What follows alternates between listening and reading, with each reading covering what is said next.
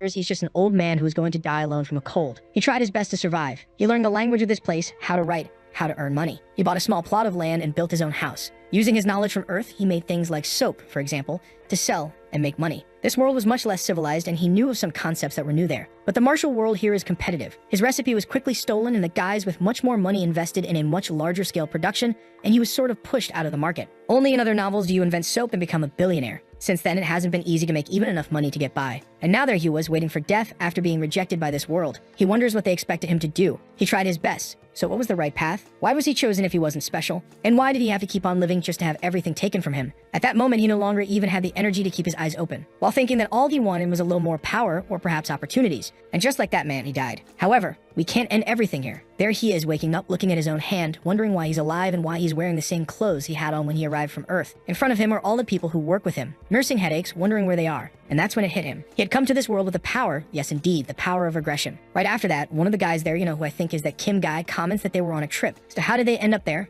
Obviously, this is the very first day they arrived, right after the accident. Strangely, when they hit the ground, he saw a strange light and opened his eyes there. The problem is this was 50 years ago. It's hard for him to really remember how things worked. Someone is calling for manager Seo, and while our boy is there wondering what he should do now that he has regressed. In most regression stories, the person abuses their knowledge of the future. However, all he learned was how to make soap, and he doesn't even remember the past because he ended up living for too long. At this, the guy was calling for him shouts, calling for Seo Yun Ryom, and tells him to look over and stop ignoring everyone. Our boy is about to apologize for not turning around, and the guy just punches him in the face out of nowhere. The girls there and the others just stand there with their mouths open, confused. The guy who called him said he's an idiot, that he must have fallen asleep while driving and made everyone fall into that hole. Apparently, the guy has no idea that they actually died, since he says almost everyone died. My friend, let me tell you a little secret. Seo Rian, however, had forgotten. It had been a long time, since anyone had even called him manager. That's why he didn't realize this guy was referring to him. And the guy asks if manager Seo is trying to lose his job the moment they get back. The protagonist recognizes the guy as Section Chief Jun Myonhoon, the son of a butterfly. A scumbag who only got the position because he's the son of some director or something like that.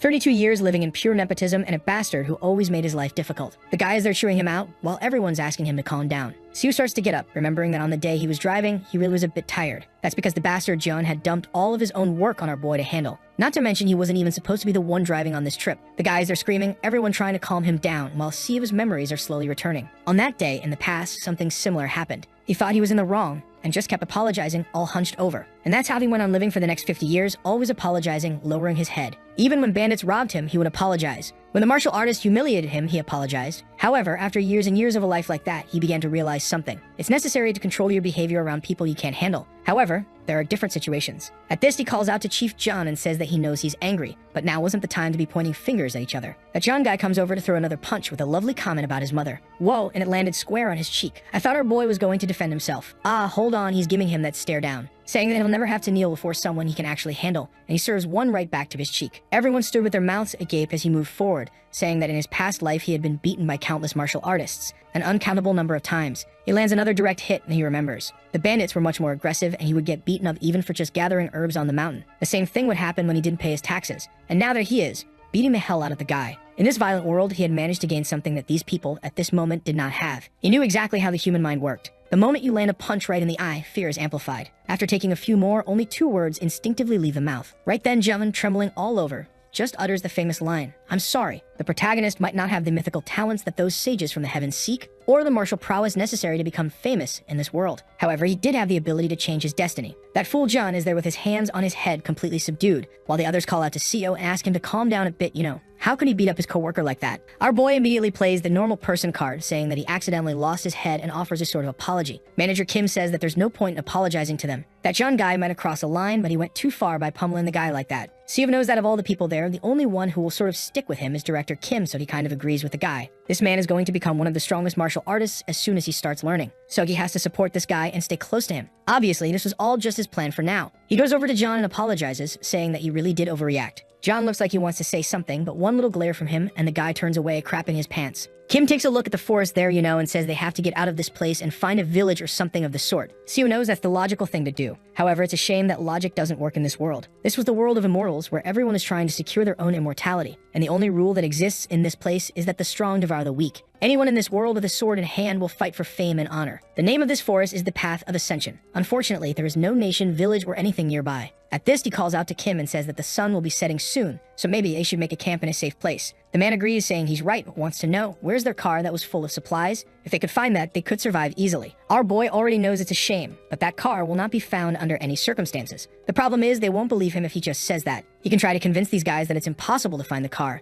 He has another plan. He says that the best idea for now is to split up. One team looks for the car while the other team sets up camp. That way they secure both opportunities. Since it's a logical decision, everyone ends up agreeing and night falls. Obviously, they didn't find it and they built a campfire. The blue-eyed girl, whose name I still don't know, wants to know where the car is. They were in a landslide. So where did the thing end up? Kim and everyone else comments that nobody has a clue. She's asking the wrong person. Everyone there is lost. The group is eating some kind of chestnuts, which are pretty tasty, and C says he found more on the way, so they don't need to worry. At this, the manager praises him, saying that the situation is very difficult, but thanks to him, things aren't getting too complicated. Ever since the company, he knew he was a person they could count on. And now he remembers that he was probably very tired since Jong had dumped all of his work on the boy. The other girl with the yellow eyes says that the manager has indeed always been very diligent. The little devils are all laying on the prey, it's right? It's a shame he already knows these wretches are all going to abandon him. In his past life, Seo only found this cave after hours and hours of walking in the dead of night. And now he says that it was by luck that he found this place, while thinking that he has to take advantage of this short moment because this is the last night they'll be able to laugh like this. A short time later, under the moonlight, he's trembling as he says he welcomes the Lord of the Forest. A three-tailed fox in front of him says that the boy has a very strange smell for a human, has lived for over 1,000 years and has never smelled anything like it. At this, the people who are waking up in the cave come outside and they all get a fright too. In his memory, Seo tells everyone to kneel and respect the Lord of the Forest. At this, the fox says that every time it meets a human, it remembers why they are idiotic and rude.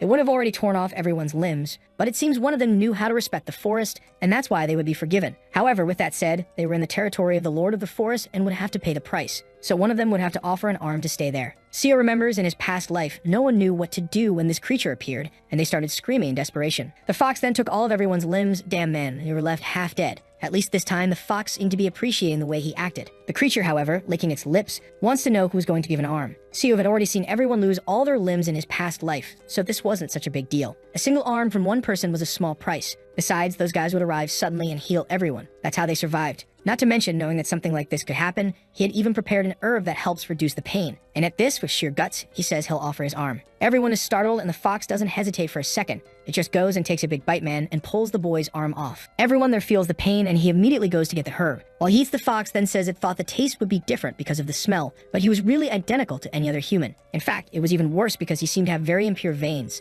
Seo, completely wrecked, apologizes for the offering not being good enough. But at this, the fox turns and says it would let them stay for 7 days in its territory, and no one there would die, thanks to its divinity in this forest. It leaps away and is gone. The rest of the group come calling for Seo, asking if he's okay. He says he is and asks for help to get to the cave. Since he was the first one to encounter the fox, he says he talked with it before they arrived and learned a little about this world. He reveals that they are no longer on Earth, and at this, everyone is scared, saying they never imagined something like this had happened. But considering they saw a three-tailed fox, so reality is sinking in for the guys. And our boy explains, showing his arm, that at least they're safe for a week because of what he did. The others want to know, what happens after that week, and he says they'll have to give up something else. Everyone is desperate, but he just says he's exhausted and needs to rest and hopes everyone understands. Night falls and apparently Jung said something because everyone is against him. The protagonist is listening to the guy asking who's going to give up an arm and a leg in a week. The guy in the Adidas tracksuit says that even so, they can't just give up on Siu like that. He was very useful and was the person who found the place, right? And he even gave up his arm. Jung says they should make the most of his presence, and then discard him. He's already lost an arm anyway and won't last long. For now, Jung is making his little plans, but our boy is over there without an arm and farming aura with his hand in his pocket. And from what he heard the guys talking about, it seems they want to imprison him to offer up one of his limbs every week. He picks up a big-ass rock, saying he wasn't too thrilled about that. However, with the violence he learned over the last 50 years,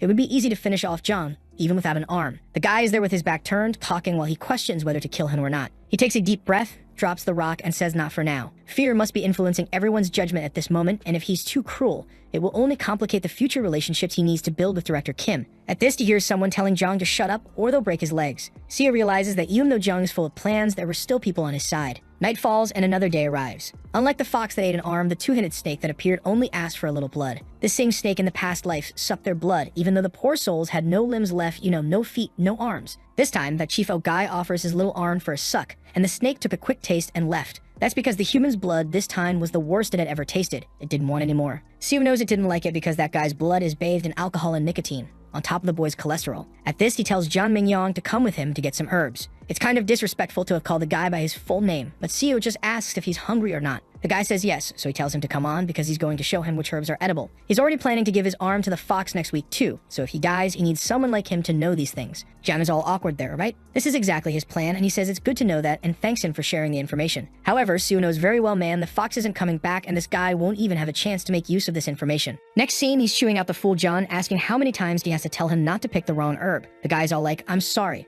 And our boy says it seems like he's trying to kill everyone. He keeps chewing the guy out, taking advantage of the passive aggression from his past life. John tries to explain that he needs a break. He's been digging for these herbs non-stop. However, Siu knows that this bastard did everything he could to punish him from the very first day he was at the company. And with that, he just tells him to get back to work, that they have to finish this before the sun sets. A while later, John manages to find a giant ginseng in his hand. He asks if this thing is really normal, and our boy says it seems so. Obviously, the guys have no idea that this is actually a yellow bamboo root. Maybe it's because they're in the Forest of Ascension that they are so full of energy. Normally, that thing grows to the size of a little finger. However, in a place like this, things are different. It's not very useful for those who depend on spiritual energy, but for those who rely on physical strength, it's perfect. Seeing that the harvest is going well, John gets excited and already wants to know how much more they'll find. A while later, looking at the horizon, Siu knew the time was coming. A bright explosion happened in the sky. John fell face first to the ground. Everyone is writhing with their hands on their heads. What's going on? Some guys appear in the sky, saying it's a surprise to have found so many talented people. The one in the background in a yellow robe tells Byulko to disappear because they belong to him. The guys are all arguing there while Kim wants to know who they are,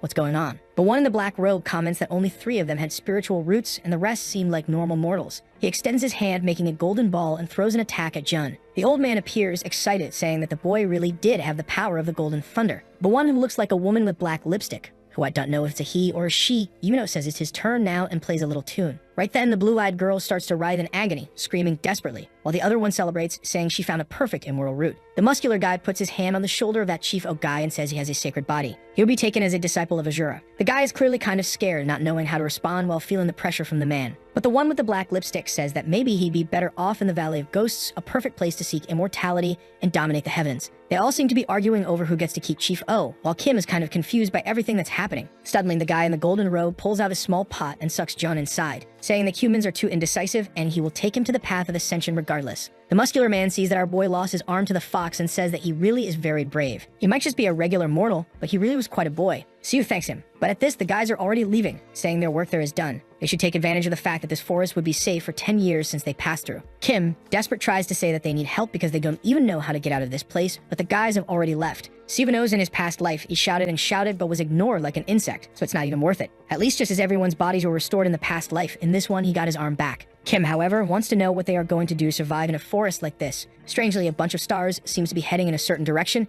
and he wonders why. The next day, inside the cave, the girl is suffering, spitting blood. The other one there in the green clothes, I already realized that these girls must not be important, because I still don't know their names. She comments that her friend there in the pink clothes is not doing well. What do we do? Siva just asks to wait a little longer. What if someone shows up to heal her, right? It would be a huge coincidence. The group finds it a bit strange, but right then, someone enters the cave and says that them suffering in this place were like ants trying to defeat a dragon. Kim asks who he is, and the man introduces himself as the Sea Dragon King Si Huil. Nice saying first name as our make good idea author. He comments something about controlling the storm and says he saw it was raining here, and that's why he came to this place. The girl lying on the ground somehow used some kind of magic to create this. He finds it strange because she looks like a normal woman, so how could she have so much power? Besides, she wasn't even consciously manipulating the weather, which was even stranger. Seo says that they are the ones who are confused. They arrived in this place not long ago, and powerful people like him keep showing up all the time, because it seems like they are taking his companions. The so-called Huil laughs and says that apparently some colleagues had already arrived there and seen potential in the group. It's almost ironic that now, conveniently, he has also appeared in front of this woman. He then asks if the mortal understands where he is. This was a place known as the Path of Ascension, the perfect passage point to the upper world, and in a few months, a gate of ascension would open there. It's something that happens once every 1,000 years. And because of that, countless creatures and people gather in this place to try to pass through this door. And that's why so many strange people are showing up in this place. Seo says he understands, while Kim wants to know why the rest of his colleagues were taken into these sect-like things. Will says that it's really difficult for a mortal like him to understand. For people in this world, it was common to possess magic to increase or decrease the size of things. And probably the guys who took his friends have their entire sect and group inside one of these objects. Their plan is to cross the gate carrying everyone. He himself inside this object as the sea dragon's castle stored away. There, more than 8,800 dragons were sleeping. Now, I don't know if he means dragons as in the creatures or dragon members, right? Because he says there that the girl is very peculiar. If she joined the group, she would have the chance to become something extraordinary. Kim asks him to wait, saying he can't just take the girl like that. But suddenly, he just falls to his knees and his eyes are almost popping out of his head. Will just says he will give his blood to her and accept her as part of the group. This was the best solution for everyone there. Furthermore, he will advise them to never get in the way of the intentions of the people in this world. Damn, the boy's head is about to explode and our poor protagonist got caught in the crossfire.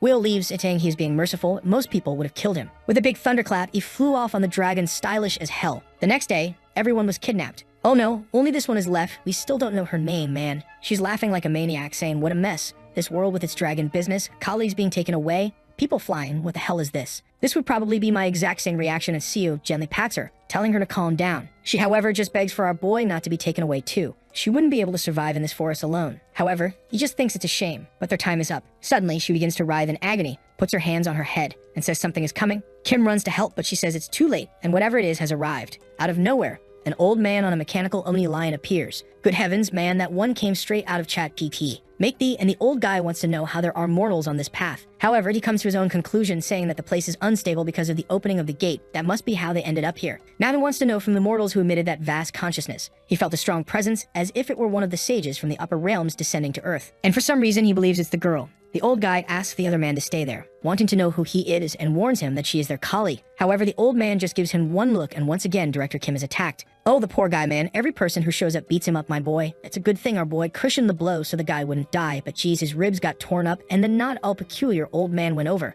took the girl's face in his hands and said the child will be taken with him. She might not have a good foundation, but with the talent she possessed for consciousness, he can awaken her power. She's crying, calling out for the two of them, but the guy says it's best for her to abandon these connections with the world, especially now that he has already made this offer. At this, the two are flying, and apparently he's going to kill them to force her to accept. She, however, says she accepts if he doesn't kill them. Better that way. The old man says it's good for her to forget all the connections she has with the world, and she says that's fine. He lets the two of them go, but then suddenly aims in their direction, saying that if he leaves them alive, she will remain connected forever. Ah, phew. He opened a portal there for them to return to a nearby city. Humble, right? The other guys who came didn't even do that much for the boys. Well, it's true they didn't have much of a choice either, because in reality, they were just sucked into that thing. And through the strange old man's little ring, they could only hear the girl calling for them. But goodbye. The two of them wake up in the middle of an abandoned place, hearing people selling scriptures, selling cloth in a place called Yangak. See opens his eyes there in the alley, wondering where exactly he is. Ah, in his past life, he didn't fall into this place, so unfortunately, he doesn't know it. Apparently, that old man told the truth. He threw them into a random place. However, for some reason, he still felt as if it were a little familiar. Shielding his eyes from the sun, he finally recognizes the place where he had once lived for a while. The famous capital of Wanga, the city of Sukyam. From what I've understood so far, our boy has no powers at all, except for the fact that he can regress. So it's the competition of the talented against the boy who goes back in time. A short time later, they're still in the alley talking, and the old guy says he can't take it anymore, he's going crazy.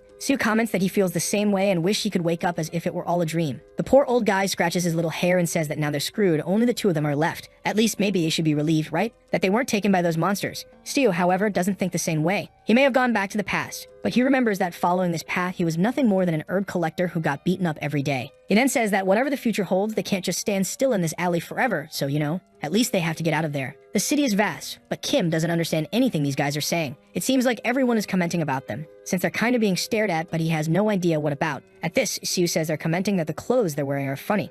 Everyone around is speaking Chinese, but the two of them are Korean. So the guy is a bit confused, but Siu says he learned Chinese when he was younger. The old man, however, seeing the boy's torn up back, is more worried about that than the fact that he speaks 2 languages. And the bastard lied, it's not even Chinese they're speaking. The symbols are kind of similar, but the sounds are completely different. In his past life, he spent 2 months being chewed out by beggars just to start understanding what these guys were saying. However, now there's no reason to worry about that. He says that first it's time to get new clothes, but the guy is already unsure. How are they going to manage if they have no money and can't even communicate properly? However, the clever devil went to an herb shop and threw that fat ginseng into the old man's hand, who was shocked. He immediately let him know that this yellow bamboo root was over 800 years old, so he better pay a good price for it. The old guy immediately offers 15 silver ingots, that's some serious bars, and seems like a hell of a lot. Even Siu is surprised. It seems that in his past life, he never managed to accumulate so much money. I thought he was going to try to negotiate to show he knows the values, right? But the bastard was a really broke beggar man. He just accepts. A short time later, they're already in a big-ass house that our boy seems to have rented or bought, and he already tells Mr. Kim that he's going to teach him the language of this place.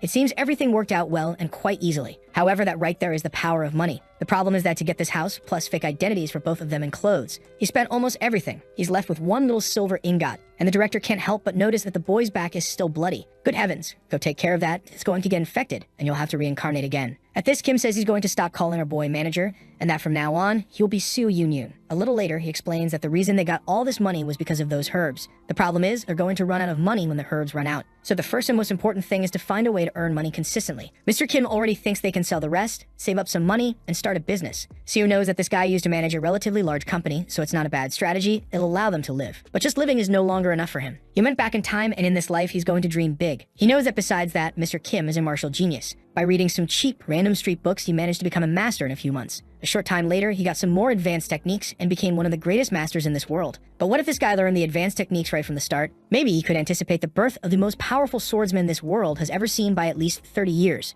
And obviously, with that, he will benefit to the maximum while he is close to him. At this, he calls for the director and comments that in this world, he seems to be realizing that this thing called martial arts is very relevant. Considering that, probably if they start any kind of business and have any success, they will need to know how to defend themselves. Director Kim says he's heard of that stuff before, but as far as he knows, martial arts are only taught to those who belong to a sect. So how are they going to learn? Our boy already notices that the man knows a little about the martial world. He's not completely lost. He explains that in this city, there are 7 famous sects. There are the Demon Slayers, the Blinding Sect. No way am I going to say the names of all 7. We'll never remember them. But it looks like I'm going to have to, because the Demon Slayer sect uses sword and blade techniques. There's the Buddhist temple, that fights kind of with those Karate Kid moves. There's the House sect, which are the smart ones, and the sect of the 7 mysteries. It seems 3 of these are demonic sects, and not much is known about them, other than the fact that they have proficiency with witchcraft. And obviously, they do a lot of illegal things. He asks which of these Kim seems to like the most. Gu replies that he likes, obviously, the Demon Slayer sect. A true master in a place like this has to use his sword and learn blade techniques. Kim is impressed. He didn't even need to convince this guy to follow the exact same path he took in his other life.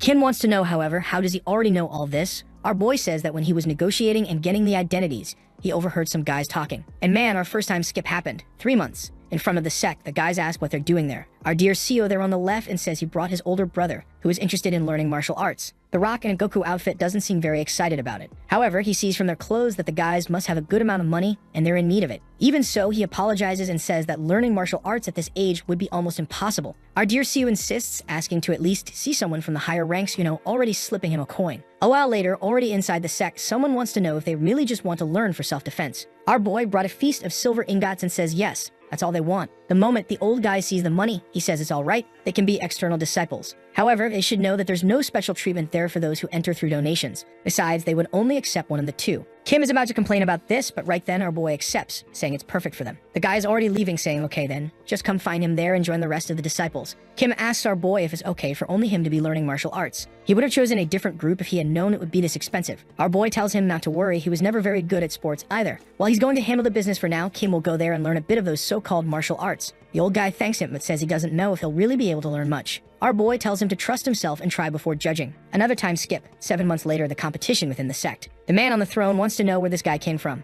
Obvious, it's Mr. Kim who has crushed all the disciples who have been in the sect for years. Mastering a martial art means understanding its true meaning and aligning your body with it. Someone with low knowledge at best becomes a third-rate warrior, and to advance from that point on, you need more and more knowledge. The guys attack him, saying he's an outsider and will never beat them. Obviously, more knowledge means you've invested more time and also put in more effort. However, certain people had enough talent to laugh in the face of all this knowledge business. They had enough talent to advance through numerous stages at once. The Demon Slayer sect is already famous for having numerous members like that. But for the first time, an outsider appeared and killed all of those so-called great disciples. In just 7 months, Director Kim became a first-rate warrior who had mastered absolutely all the techniques of that place. The old guy bites himself. He doesn't understand how it's possible for someone to evolve so quickly. To force something like that, they would need to gather countless martial artists to support someone. Not to mention that this guy is an outsider who has never had any contact with martial arts. So how did this happen? It was as if the very tradition of that place had kneeled before this man. Whoa, and they gave the order to capture him. There's our boy. He already imagined that this could create a problem, an outsider dominating this place in 7 months, leaving everything in chaos. Because of this, the guys are accusing him of being a spy, but even imprisoned, the sly dog is practicing. What CEO doesn't understand is why he's also imprisoned. He knows nothing about martial arts, and now he's in there with the other guy. Our boy asks if the director isn't worried, man. A lot of people suspect he's a spy. Normally, in these kinds of stories, they'll destroy his martial arts, cut off an arm, or somehow prevent him from being able to fight. The director, however, replies that he already knows about that. But for some reason, he feels that continuing to practice is the only way to get past the next barrier. And inside, he already knew that upon passing this one, he would advance to the next stage. CEO knows how incredible that was. Being a first-class warrior was already impressive, but advancing beyond that is something only the masters of the sects can achieve. This was already a level where at most there are 1,000 men with this strength in this world. Not to mention that, after this, the only thing left is the peak, where you are basically untouchable. Right then, CEO is certain this guy is going to be at the top of the world,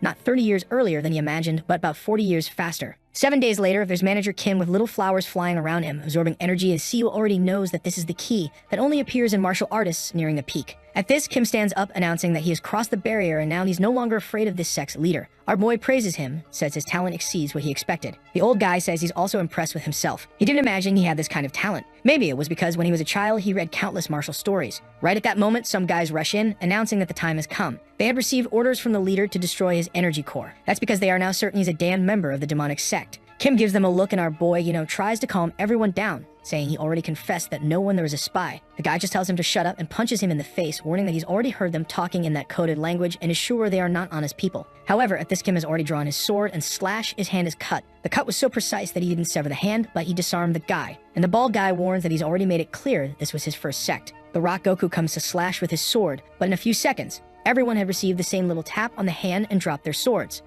Everyone is already running desperately down the corridors, saying that strangely he seemed to be at the peak of martial arts. At this, Kim calls for our boy and warns that he's going to other sects to train and wants to know what he's going to do. Our boy, not being a fool, says he's going to follow him. They could go, for example, to the unorthodox dragon sect. The old guy says he'll meet him there, and in the next scene, he's already at the top of the mountain. And damn, Kim's sword is already bathed in blood. He asks why it took CEO so long, and he laughs, saying that yeah, the director is a little faster than him. And noticing the state of the sword, he already knows that this guy was not a violent person at all, but this world has already changed him. It would be a dream if one day he could return to the peaceful life on Earth. If he could choose a return, it would be there. He's tired of the violence of this world. However, none of that matters, because now he's here and he'll do whatever is necessary to survive. After being betrayed by the first sect, they invaded the dragon's house and took over everything. 2 years later, they ventured into the Wanga region and continued to defeat numerous sects. And it was in the 3rd year that all the emblems of all the sects had been cut down by him. Before long in that region, he was named the strongest martial artist under the heavens, and he used this fame of his to unite the sects and form an alliance. Man, 7 years later, we're moving along here, huh? He and the director were as close as brothers, ignoring the age difference between them. They even managed to work on a specific martial art for our boy. Mr. Kim hands him the book and says the name of the technique is the mountain cutter. He had made this with our boy's talent in mind and is sure he can reach the peak. Siu seems impressed that technique was really above any other he had ever seen. The only problem is obviously the expected one. He had absolutely no talent. He was learning from the most powerful martial artist under the heavens,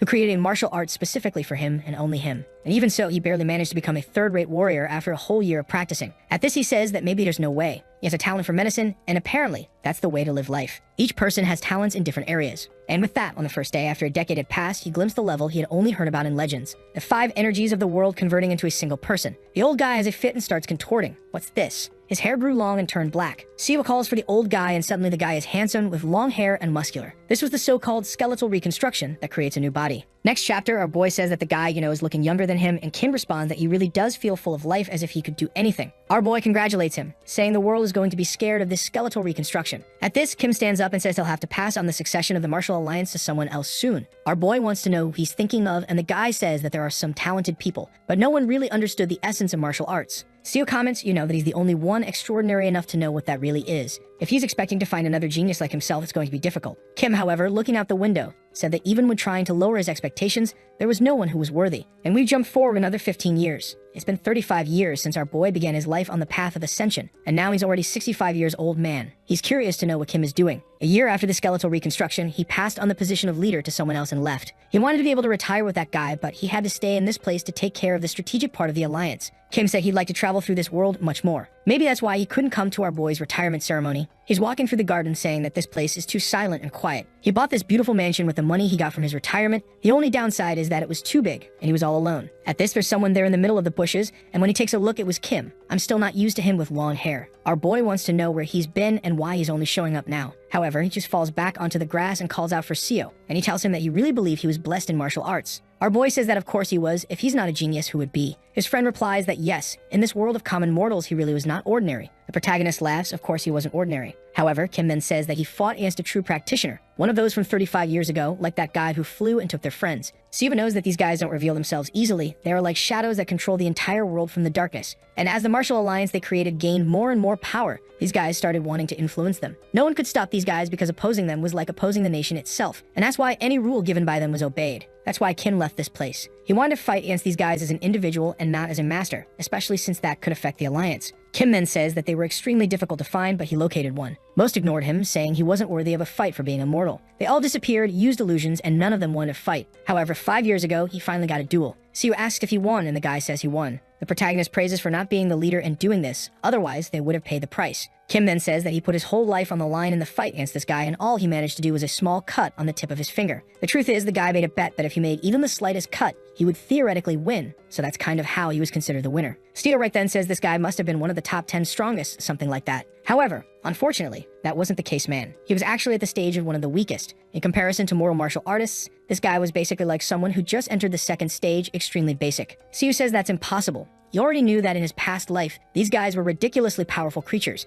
However, he's sure that Kim is someone who has reached the pinnacle of humanity. He could deliver numerous cuts while seeming to float and was untouchable. This guy in front of him was a genius, so how did he only manage to cut the tip of a random cultivator's finger? And at this, Kim tells him that he has lived his whole life as a frog in a well. They don't stand a chance against these guys who are basically walking natural disasters. However, he has something to say. Even so, today he cut off one of their hands. Our excited boy asked if he managed to win, and he says no. The guy put a talisman on his hand, regenerated, and that was it. The problem is that now he realized he has reached the limit of martial arts, and today he's here to say goodbye to our boy. That's because when the guy saw his willpower and his training, he said he would accept him into the sect. He would no longer be a martial artist, but would instead begin the path of immortality. Seo says that's impossible. To become a cultivator means to abandon mortality, however, something like that can only be done if the person possesses a spiritual root. And Kim then explains that his skeletal transformation is basically him reaching the same level of talent that a cultivator is born with. Someone as brilliant as him needed to train his whole life to reach the minimum that these guys possess. He makes a cut in the void and says he's leaving. The crazy guy is literally entering another planet, saying he's going to leave one last gift for our boy. Before he can respond, he's left with the scroll, and the guy has disappeared. The manuscript was a record of how to transcend and achieve cultivation through martial arts. Stu, however, wanted to know where his friend was going without him. And with that, time passed.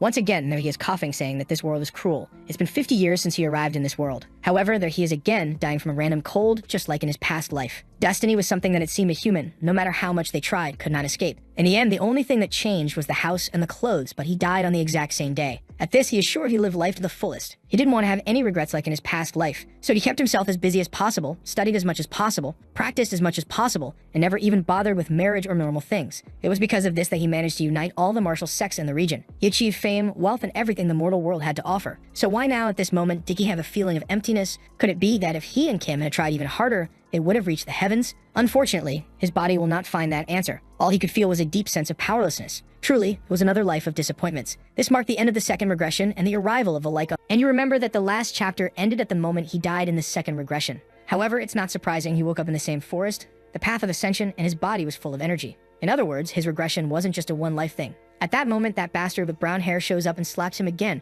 calling him a son of a... However, this time, Sue easily dodges. The guy is trying to hit something no matter what, but Sue is just wondering, why did I regress?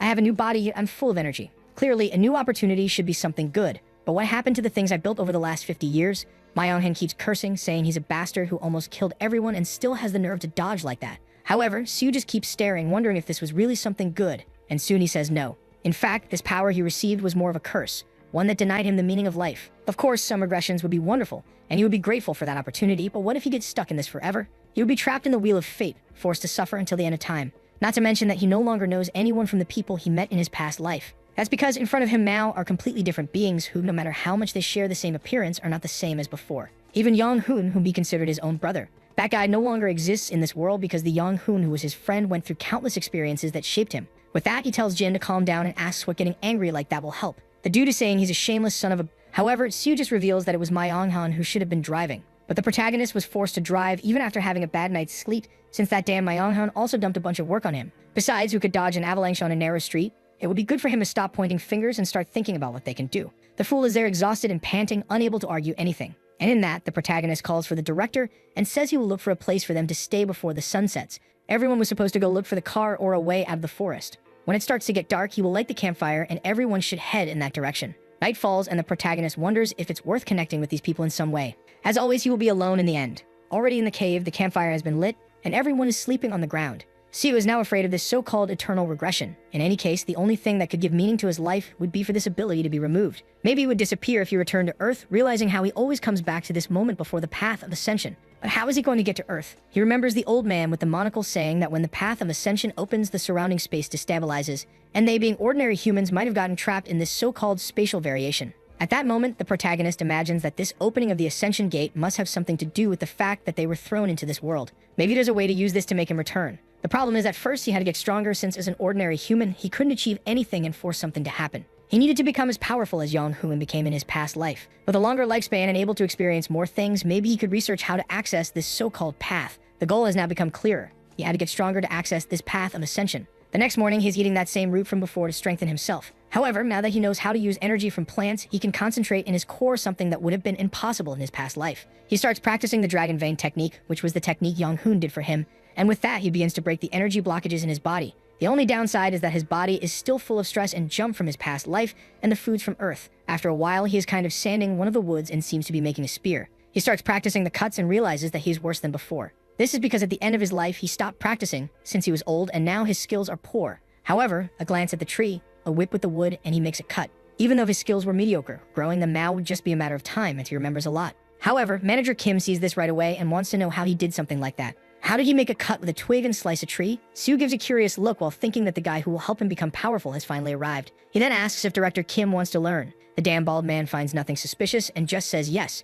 But buddy, you just came from Earth. You should find it strange that this kid is tearing apart a tree. However, the scene shifts to the same old thing. The fox approaches, saying that humans are disgusting and are bold to be in her forest. Sue has lived so long that he even forgot this damn thing would show up. In his first and second lives, all he could do was take the bite, blood gushing, and the fox taking his arm. He blocked some points just to lose less blood and feel less pain, but there was nothing he could do. The people ask where he is going, but the protagonist walks calmly towards the fox, knowing that in this third regression he was also weak. The truth is that in his second life, he swore he would reach the level of convergence of the 5 energies. However, even after hundreds of years training with the most powerful martial artists, he barely managed to reach the first level. The truth is that his martial talent is irrelevant compared to the people around.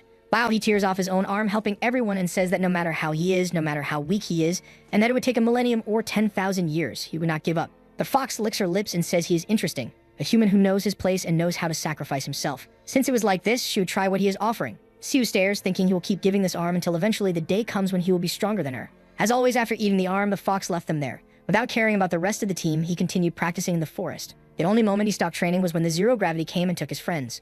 As soon as they left, he went back to practicing without eating or resting. He only finally stopped on the 4th day, where he presents himself as an inferior mortal and says he wanted to ask something to the sea dragon. The so-called Huil, who is the horned one, wants to know why he is curious. Sue then says that the girl he is taking had her spiritual root trapped, meaning she wouldn't be able to practice.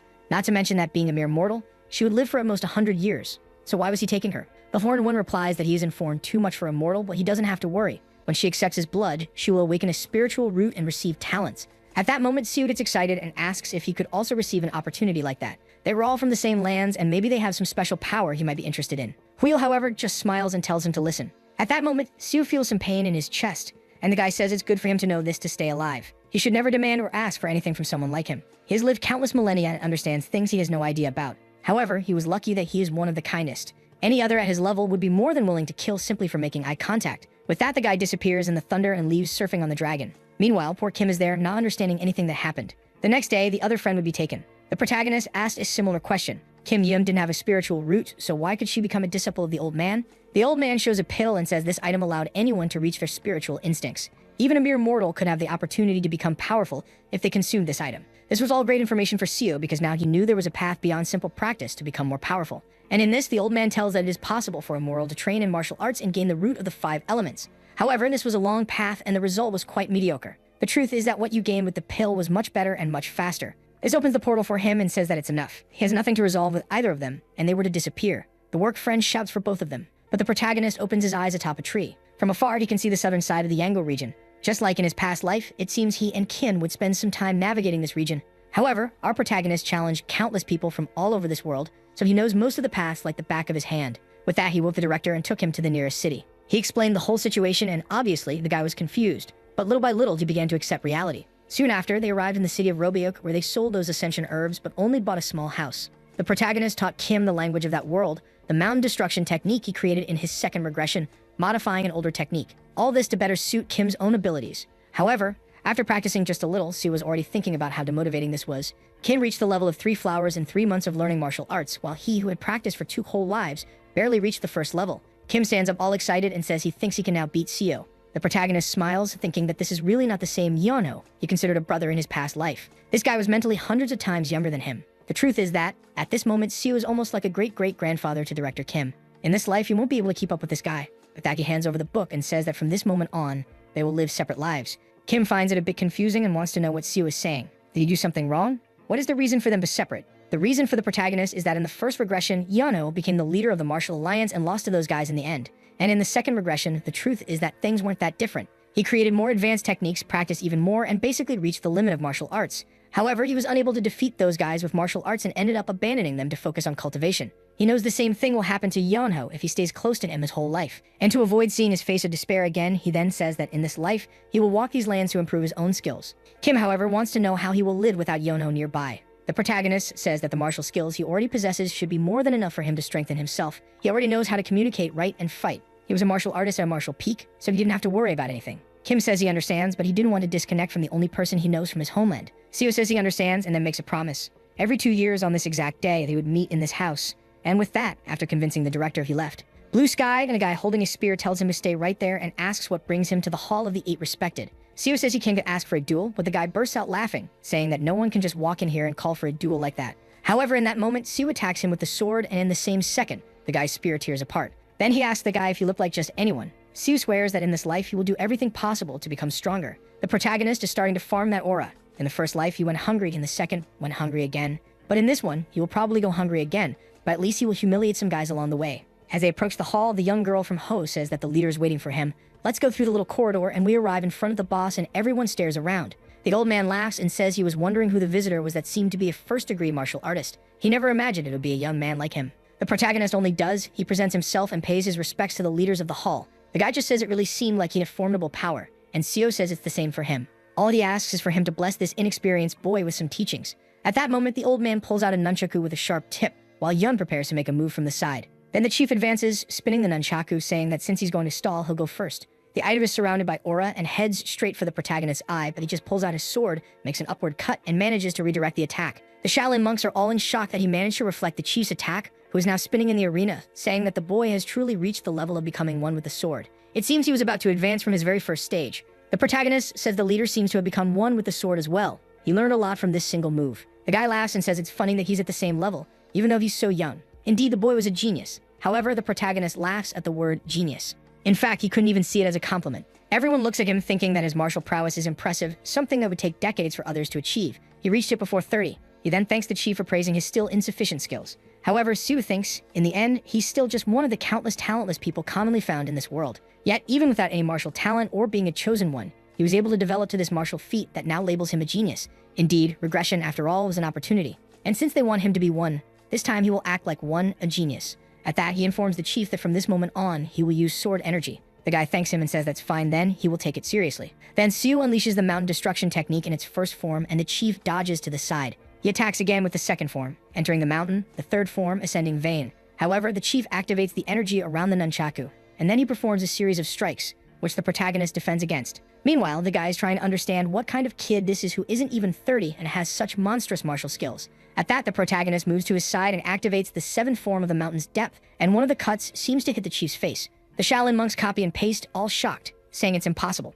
How could the leader be pressured by a kid at this age? At that, Seo was already delivering the 12th form, forcing the chief to retreat. Meanwhile, the people in the audience say it's not just speed. Clearly, the boy's sword carried an absurd power behind it. One of the attacks hits, filling the nunchaku, and the chief trembles and looks scared. At that moment, Seo thinks it's time to end this. He jumps into the sky, activating the 7 lights technique, and suddenly, a bunch of shining cuts appear, and the nunchaku is torn apart. The chief looks completely shocked, the Shaolin with his mouth agape, and with that, the guy just falls to the ground and says he lost. Instantly, Seo bows and thanks for the opportunity. He turns and walks away. Everyone is in shock. He walked through the middle of the sect, and everyone watched, whispering and commenting. At least he didn't suffer any ambush because of this. The House of the Ape respected was an orthodox sect then. They followed traditional methods and the moral code. Obviously, Seo, however, wants to go to the unorthodox sects, basically the outlaws. The first goal in this life was to walk everywhere and reach the Martial Peak. On a mountain, the protagonist recounts that he ventured through numerous medium-sized cities throughout the Suking region. Among these, he also lost at the Ilmul sect and the Haiyang sect. He couldn't win. However, he won in Geju and Yango. And now he's at the Hojang sect, delivering a cut to the captain in the purple robe, who is thrown back, falling to the back of the room, unconscious. The old man laughs and says he must be the so-called first-class martial artist who has been challenging numerous places. Indeed, he is a skilled boy. Seo thanks, saying that he has been learning a lot because of these fights. But then the lamp group appears, and the chief says that he will now have to face 10 elders. At that moment, Seo realizes that this is how an unorthodox sect takes revenge. He then says he thought that duel had ended with his victory. He has never heard of consecutive duels, especially one where a person goes against 10. The chief laughs and says it's funny that he has never heard of something like that. Seo then responds that if other sects find out how they operate, the name of Hoyang will go down the drain. However, the chief says that what happens in this duel is that he suffered a small cut, and that cut got infected and he died, unfortunately. The sect took good care of the boy who tried hard to live. But no matter how much everyone did their best, he ended up dying. Unfortunately, as a dead man, he won't be able to deny anything. Seo is already surrounded and sees that these bastards are crazier than he imagined. The chief once again says that his death here will allow their reputation to remain intact. But this is when Seo smiles, thinking that this is exactly why he came to this place. He then says for them to attack. He will accept this ridiculous duel. Everyone advances while he thinks that the moment has come to gain true combat experience. The scene shifts to night in a bar. Everyone is drinking and talking about the martial artist who dared to challenge Hoyang. It was a shame that such a talented boy had died like that. The Mohawk guy said he was crazy too to challenge such outlaws. The white-haired guy laughs as well, saying he was too naive. As if things always happen the way you expect. The other one standing says that all the boy did was accelerate his death thanks to all that arrogance. Hoyang may have the name of a sect, but everyone knows that it is actually a group of bandits. It was a shame that, at that moment, the boy's body should have already been buried. However, someone steps into the hall. One of the waiters turns to welcome him, and it's Seo, completely drenched in sweat. Seo, all cut up, asking for a bucket of instant noodles, please. The guy, completely at a loss for words, just says it's fine and asks him to come in. As Seo stops and the 3 fools are all there now messed up, no one says anything at all. However, the truth is that those bastards almost really killed him. Not only was it 10 against 1, but their blade was also poisoned. The lucky thing is that during the time he worked in the upper echelons of the Alliance, he learned numerous medical techniques. If he hadn't taken the healing pill at that moment, he would have really died in that room. And as soon as he killed the 10 elders, the old man shouted for everyone to kill him now, no matter the cost. At that, all the Alliance members advanced in battle formation. In the end, to survive, Seo had to fight like an animal. But there he is, alive and calm in the bar, right after he stabbed the leader in the chest. He didn't kill everyone in the room, but he cut their tendons. In other words, no one will be able to come back for revenge, as they will all be crippled for the rest of their lives. At this, he notices that the Rachi was shaking a lot. He took so many stimulants that it was impossible to relax at that moment. Probably, with the amount he took, he won't even be able to sleep for the next few days. Maybe it was the perfect moment to challenge an orthodox sect. He finished eating, grabbed the sword, and walked out.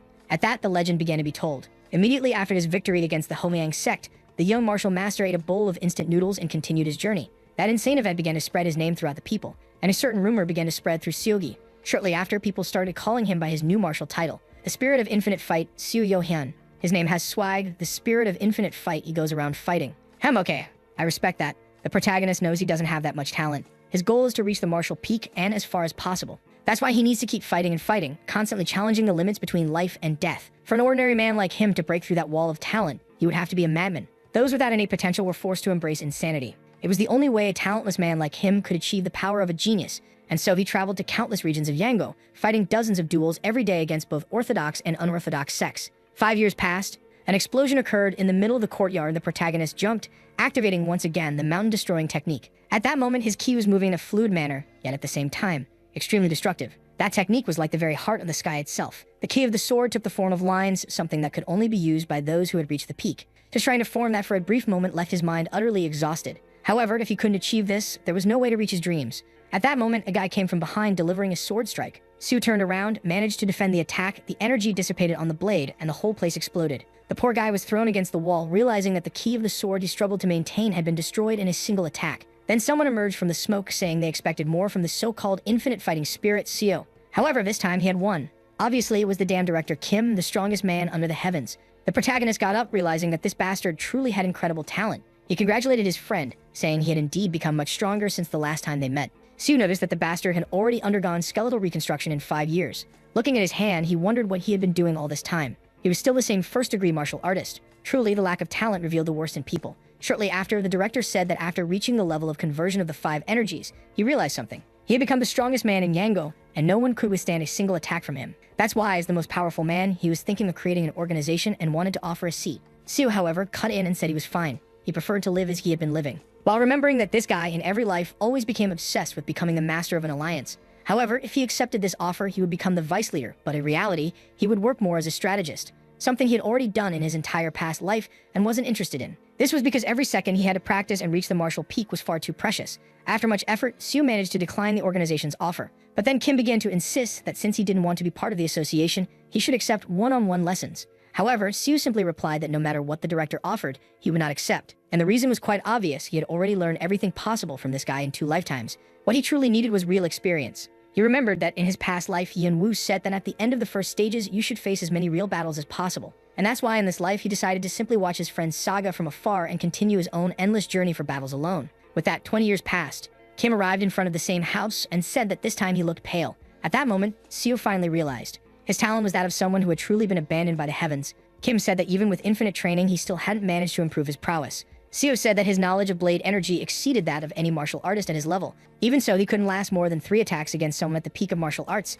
Kim scratched his chin and said that this was strange. He had almost become one with the sword. How had he not reached the martial peak? Someone with so much experience should be able to achieve that easily. Seo thought to himself that he already knew this. This was the limit of his talent. Someone who had truly been abandoned by the heavens. Blood began to flow from his nose, and he said he could only maintain this technique activated for half a day. Perhaps if he could keep it up all day, he would finally find a way. Kim, however, picked up a book and said he wished him the best. This was all he had learned fighting against a cultivator for a short period. He did what he could to maintain his physical form. He managed to withstand a few moves and escaped in the end by a narrow margin. Sue noticed the thickness of the book. It was really as dense as many of the techniques they learned, and he questions whether just escaping from this person really provided that much knowledge. Kim says they were walking natural disasters. And obviously, you need a deep understanding to escape the force of nature. Sue thanks him and says he will preserve this and pass it on to the next generation. Sue then says he will go out in search of another fight like this. All he asks is that they meet again alive. He then says he will give a hint so that he can reach the martial peak. He had to keep each piece of spatial information present in his mind at all times. Sue is a bit confused and asks what he means by that. Kim then comments on how he probably becomes aware of everything around him when he is in the middle of a fight, like for example, where he can step, what is behind him, where the other enemies are. However, this is something he can only do for a short period in certain parts of the fight. He needed to keep it active all the time. Sue stands there a bit confused. How is he going to do something like that? Just keeping the sword energy technique activated felt like it would tear his head apart. How is he going to simulate everything around him at all times? Basically, his head would definitely explode. However, Kim disappeared and he is sure. There must be some reason for the strongest man under the heavens to have given him this hint. And from that day on, he began to try to maintain his awareness and all the information that his eyes and ears could convey, trying to remember the spatial position of everything he saw. His awareness seems to be navigating through the city and he can feel the steps of each person, and in that, he's in the forest. It's been 5 years since he started practicing maintaining the sword energy and spatial awareness. However, every time he opens his eyes, he feels completely nauseous and dizzy. Not only was he absorbing all the visual information, but all the sounds at all times. However, how is he going to fight in a state like this where he couldn't even look forward? The problem is that he doesn't have much to do. For the last 30 years, he has traveled through all the sects, medium and large, and now there isn't a single one he can visit. Occasionally, he was capturing some bandits and living off the bounty money, having to fight against sneaky enemies who use all kinds of dirty tricks while he is completely dizzy. In that, a guy appears from behind the bush and tells the boss that he found the bastard. The guy with the blade on his back says that today, the kid is going to die. However, Sue just prepares himself, saying that even if he dies, he will continue down this path. With that 15 years passed, surprised he says he really survived. Kim, with his face all cut up, says yes. Once again, he came out alive. It has been 45 years since he returned. Finally, he reached the stage where he is proficient in remembering and processing not only what he hears and sees, but even what he touches, tastes, and smells, all at an advanced level. Yet even so, he couldn't reach the peak of a martial artist. He furrows his brow, wondering how that is possible. At that moment, Kim says that now he's being hunted by cultivators, and it seems they are even paying money to whoever kills him. 2 have already tried to set a trap, and he barely escaped.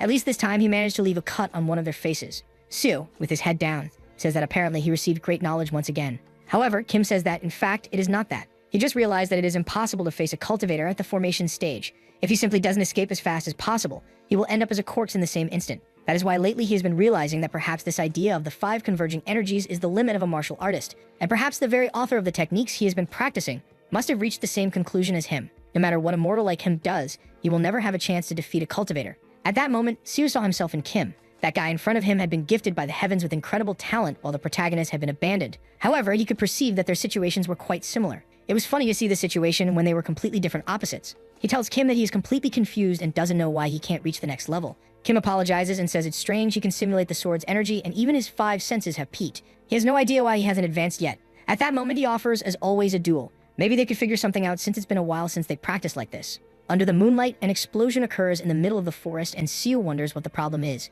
Kim just says that he really should have reached the peak of martial arts years ago. Sue then wants to know what that means and why something like this is happening to him. Kim then says that even without talent, this should have happened by now. Maybe what he needed was a catalyst. Sue wants to know what he means by that. He explains that there is a strong will or emotion, an event that makes him exceed natural limits and surpass the concentration and talent he possesses.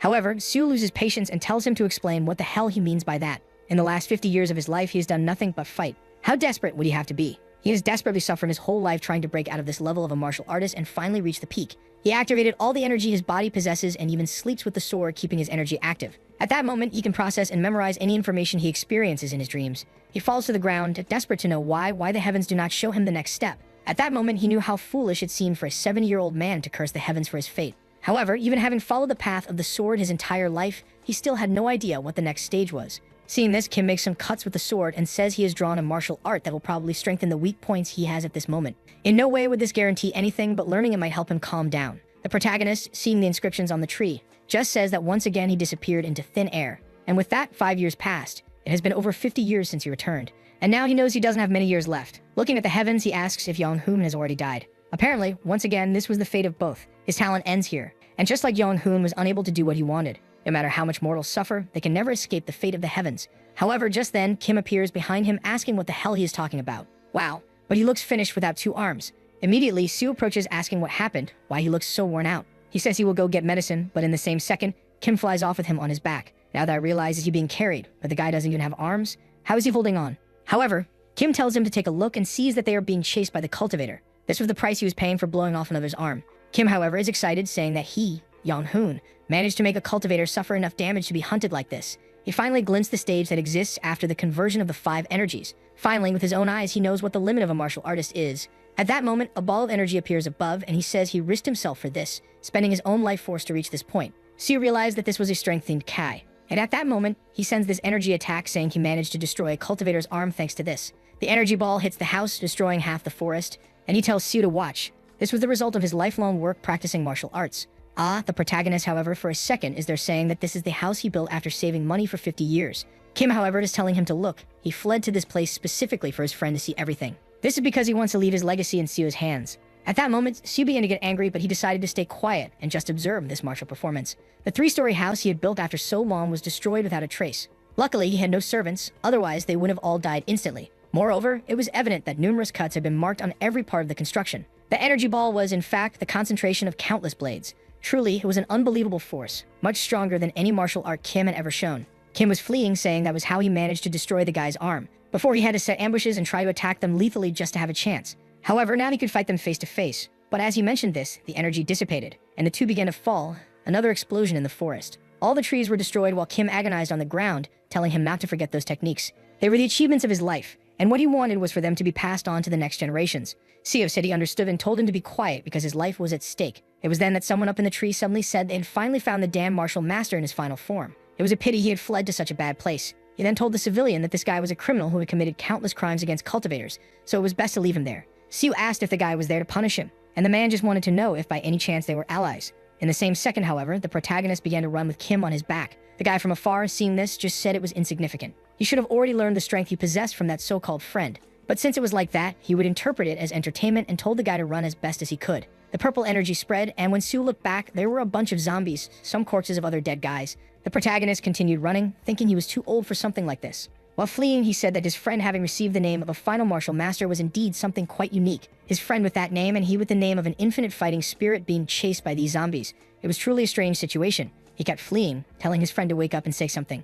One of the zombies was about to approach wearing a modern outfit, but received a cut to the neck and fell towards the others. Sue continued fleeing, saying it was the damn Kim who should be carrying him on his back. With that, the escape continued. And, as expected, the zombies kept pursuing relentlessly. The protagonist persevered and kept running. Morning ended, night passed, and he no longer knew how many times the sun had risen and set. Now he was at the edge of a mountain, saying it was indeed higher than he expected. At that moment, the guy on his back said it was scary. A mere civilian managed to withstand this pursuit for 3 days and 3 nights. But there was no way he could escape anymore. Anything he tried was useless. After all, the final martial master was already dead. Seo said that was obvious, especially since he was a doctor. The cultivator wanted to know then why he kept running. He was only interested in the final martial spirit. He didn't care about him. He could have simply abandoned that corpse and fled. Sue, however, laughed, which left the guy confused. The protagonist thought he had really come far with the numerous techniques he had learned. A lifetime of practice, even though the heavens had denied him any kind of talent. Of course, a large part of his power came from the teachings of Yong Hoon, someone from his hometown and his martial mentor. With that, he drew his sword and said that if the guy wanted to take his friend's head, he would have to take his first. The guy lost his patience and said that really no one feared cultivators anymore. Apparently, it was because he either abandoned life or was too old. However, it was fine. He would show that he had enough power to cause a pain much worse than death. Suddenly, 2 arms advanced from the side of Seo and connected to Kim. He looked back, somewhat confused, and the guy replied that they were parasites, and now they would pay the price for trying to humiliate a cultivator. The protagonist just turns around and says that he really was a wicked bastard, while the guy orders the final martial spirit to kill his own disciple. In that moment, Kim screams and delivers the first cut to Seo, who crouches down, turns to the enemy, and asks, how does he have the courage to end the legacy of a man like that? The guy, however, is just smiling while Kim continues attacking. Seo was grateful, and at least it was clear he wasn't able to use martial arts. He was simply using the pure power that the cultivator had placed in him with those arms. However, the strength and speed were far too absurd for him to resist with this old body. He's trembling all over, saying that it was already a terrible disgrace to have to point his sword at Kim, someone who in the end was already dead. He apologizes while thinking that unfortunately there is nothing he can do and he needs to end this as quickly as possible. He then activates the 21 mountain cut technique of the celestial sky. In a flashback, he asked Kim if he knew why this mountain technique was the only one named after a lake and not a mountain. The truth is, it was Kim himself who created it, so our boy is curious to know if this had any special meaning. Kim falls backward and says that the celestial lake reminds him of Lake Hatapup on Mount Baekdu. Apparently, it's a region in Korea where they came from, and Kim thinks that whoever created this technique might have come from Korea just like them. It was then that Kim realized that the technique had this name because it was a lake that reflected the sky and the surrounding mountains. The lake reflects what happens in the skies, yet its surface remains intact. The skies meant everything he had been learning, and the lake that reflected the skies was a meaning of that single attack. Kim seems to take a hit to the core of his body for a second, and Seo explains that this is a technique where, for a short period, he can use the enemy's energy in his own cut. This was a very unique move and a martial art that had been built just for him. If Myung-hun's body remains intact, he will continue to be used as a zombie, and that's why he has to ensure that no part of him stays alive. He will accumulate all the energy in the sword sheath, combine all the techniques, and form all of this into a single attack. When he is about to finally unleash the attack, suddenly Kim starts transforming into a ball of flesh.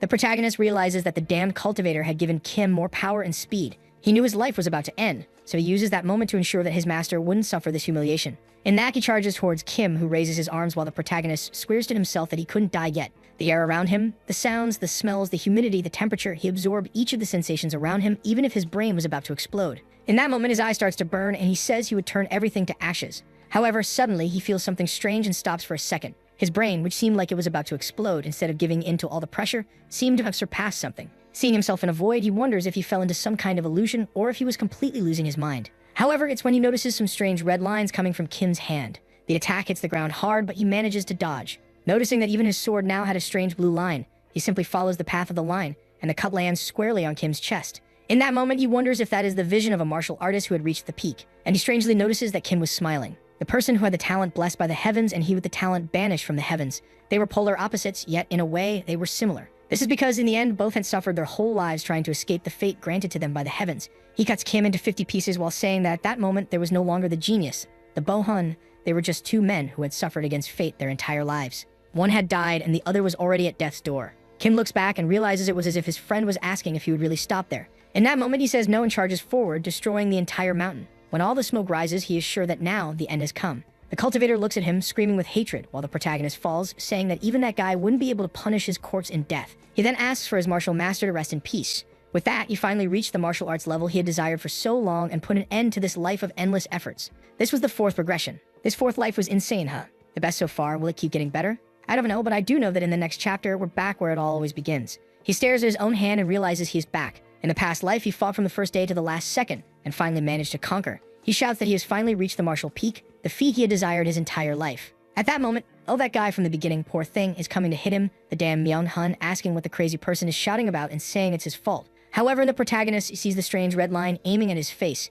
He ducks with his eyes closed while the guy asks what he thinks he is doing. Yet, even without looking, he could perfectly see where Myung-hun was trying to attack. In his past life, he could also dodge this guy's attacks with his eyes closed. However, it was something different. He was predicting the trajectory of future attacks and understanding this guy's patterns, all attributed to decades of martial arts. But now it was something completely different. It was as if he had a kind of foresight, and even with his eyes closed, he had a total understanding of where this guy was and what he was doing. That's why they say it doesn't matter how many first-level martial artists there are, they will never defeat a martial master. He can completely see the trajectory of any attack from anyone weaker than him. Obviously, someone below that level had no chance at all, and now, instinctively, he could see numerous openings toward Myung-hun. Each of the lines represented the trajectories and positions from which he could attack him, and the red lines allowed him to read what the opponent's attacks were. Probably, it was because the difference between him and Myung-hun was extremely vast that he could see so many openings. However, after a brief analysis, his nose starts to bleed. His brain is burning as he wonders if this is the price of this technique. Myung-hun throws more than one punch, saying he is a son of a bitch who almost killed everyone, but the protagonist just gives him a hit on the back of the neck and he falls hard to the ground. Siu is there with his hand on his head while Kim asks what he is doing. The protagonist is there agonizing in pain while one of the girls wants to know if he got hurt, if he is okay. He is shocked that the pain was so great from using it for a short period on someone as weak as Myung-hun. The sequence was the usual. He calmed everyone down, took them to the cave, and cooked some fruits. They slept around the campfire and night fell. Outside, Siu was practicing, even cutting a leaf with a twig. All this without needing to use Kiwi to strengthen the twig. Now he observed that red is the prediction of movement, while blue is the path to the target. Using this technique, he can see the movement of any opponent or even anything that exists. Now was explained what Kim meant by the memory of all five senses. His friend made him strengthen his vision and everything else this way so that eventually he could calculate the trajectory of opponents. From the tip of the twig, he could see how to destroy each of those leaves. Indeed, the martial vision was incredible. In that moment, he stares at the moon, concentrates for a second, and when he opens his eyes, there are several people attacking him. In a second, with one movement, however, he sees the blue line on all of them and starts attacking and destroying each one. The sun was already rising and he was happy, saying he had finally reached the martial peak. Obviously, even so, his head was still almost exploding, and that was because he was fighting against leaves. Soon after, he grabbed the 8 bamboo roots and began to practice with them. Strengthening his body, he was already able to maintain his vision for at least 3 hours. In this life, he's strong enough to do whatever he wants with everyone, especially since he doesn't have to sell anything, as he can earn money just with martial power. Back in the cave, he is taking a look at Kim. This guy went through 6 volumes of everything he had found for him, and he even managed to see the final teachings before he died. This was all the knowledge he had to pass on to Kim. For sure, Kim Myung-hun in this life would surpass the one in the next, which also means that what Kim will teach him this time will be even further from what he imagines. He has no idea how he will reach the next stage. However, unlike his coworkers, there's nothing he can do but train endlessly, keep practicing the vision technique and get his mind used to it. The first goal of this life was to feel no pain when using this technique and finally reach the level of the 3 flowers. That's the level Kim usually reaches in 3 years of training, right? My God, what an unfair life. The protagonist, however, says that he will finally live like someone at the pinnacle of the martial world. The next morning arrived, and as always, the fox, who is the master of the forest, came in this life to collect her price. Siu stretches out his arm, and at that moment, he becomes curious. How many red lines would he see if he took a look at the fox? However, a glare from her actually reveals a red shockwave. He feels a bit confused, not understanding what happened, and the fox bites his arm right away. Even though his arm was being bitten, he was more curious to know how the whole view had turned red. A few days later, the floaters arrived again, and once more he was startled. No matter where he looked, all he saw was a stream of red energy spreading. This was the difference between a martial artist and a cultivator that Kim talked about so much. There was absolutely no opening. Indeed, the most powerful martial artist would struggle against the weakest cultivator. A few days later, he decided to ask something to the master of the seas. He humbly introduces himself and says he is curious about something. Huil wants to know what it is, and the protagonist tells him about what he saw, about a strange sphere of red energy around the guys who came before him. Huil explains that those men possess a kind of consciousness. Some even said it was something like divine power. The simple explanation is that while a mortal's consciousness is trapped in their head, a cultivator's can engulf the surrounding area. And he leaves saying that as a spiritual being, he also has this ability and tells the boy that his curiosity should be satisfied. As they were speaking in the local language, Kim, who hadn't learned anything, was completely confused. Shortly after Huil left, the old hunchback appeared, took the girl, and expelled them once again. But strangely, this time they fell into the water. Siu was twisting his shirt, wondering why this time was completely different. Kim comes out of the water all twisted, wanting to know where they are, to which Siu only replies that it's a completely different place. Looking around, he knows this is Yangbo Lake and the city of Xiangho should be nearby. Kim wants to know what they will do, where they will find people. They need to find at least a base there, something like that to seek direction. In that, the protagonist tells him to take a look over at the corner on the other side of the lake. It was possible to see a small town, so they would probably find what they needed to know over there. Before Kim could agree, Siu had already jumped into the water and told him to wait there while he swam, asking why as he twisted his clothes. However, the most important thing is that if memory serves, that place was a center for various bandits. He went there to clean those guys up in his past life. The leader of those guys was at the final stages of the first degree, while the vice leader was still in the middle of the first stage. The rest of the crew was all small fry, but there were many, so he poisoned his sword to deal with it easily. In that, one of the bandits is looking to the side, asking what the hell that is. There was a kid suddenly coming out of the water. The protagonist keeps advancing while the guy tells him to stay still if he doesn't want to die. However, before Seo could do anything, the kid already came at him swinging a club. The protagonist, however, advances, hitting the guy in the chest with his shoulder, sending him straight to the ground. In that moment, he grabs the guy's weapon and points it at the other,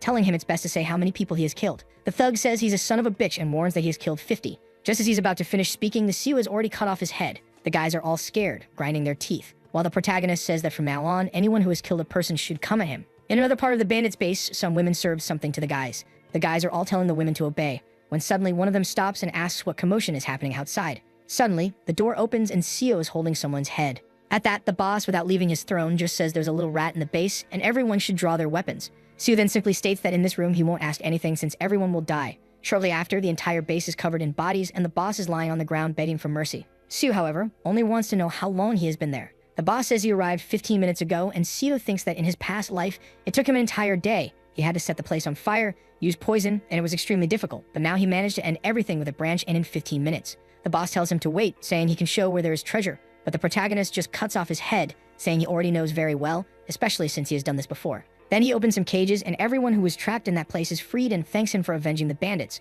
One in front humbly asks him to reveal what his title is in this martial world. They would ensure that one day they would repay this debt. Seo stands there thinking about this, what is the title? And then says the usual one, the spirit of infinite struggle. And the title is fitting, you see, because the boy fell into the water, swam out, and finished off the bandits. With that, the protagonist went with director Kim to the city of Chango, bought identification plates, and also a house for both of them with the bandits' money. After that, he has always taught martial arts and writing to Kim. 2 months later, he was reaching the level of the 3 petals. Seo realizes that the more he learns, the faster Kim is also able to evolve. As always, watching that made him want to give up, but he has felt that way forever. For him, it takes a lifetime to reach the martial peak, while Kim simply skips all the stages and reaches the pinnacle. The protagonist congratulates his friend, saying it's amazing that he reached this level even before understanding how to read properly. Kim says he is also surprised to think he had such good martial talent. Seo is now thoughtful. He's never had a real duel with Kim at the moment he reaches the level of the 3 flowers, because this guy is always trying to teach more than to truly duel. But how would a duel be now? Him who has reached the martial peak, or Kim who has just reached the level of the 3 flowers? In that moment, he offers a duel to his friend, who says it sounds good. Maybe now he has a chance to beat the kid.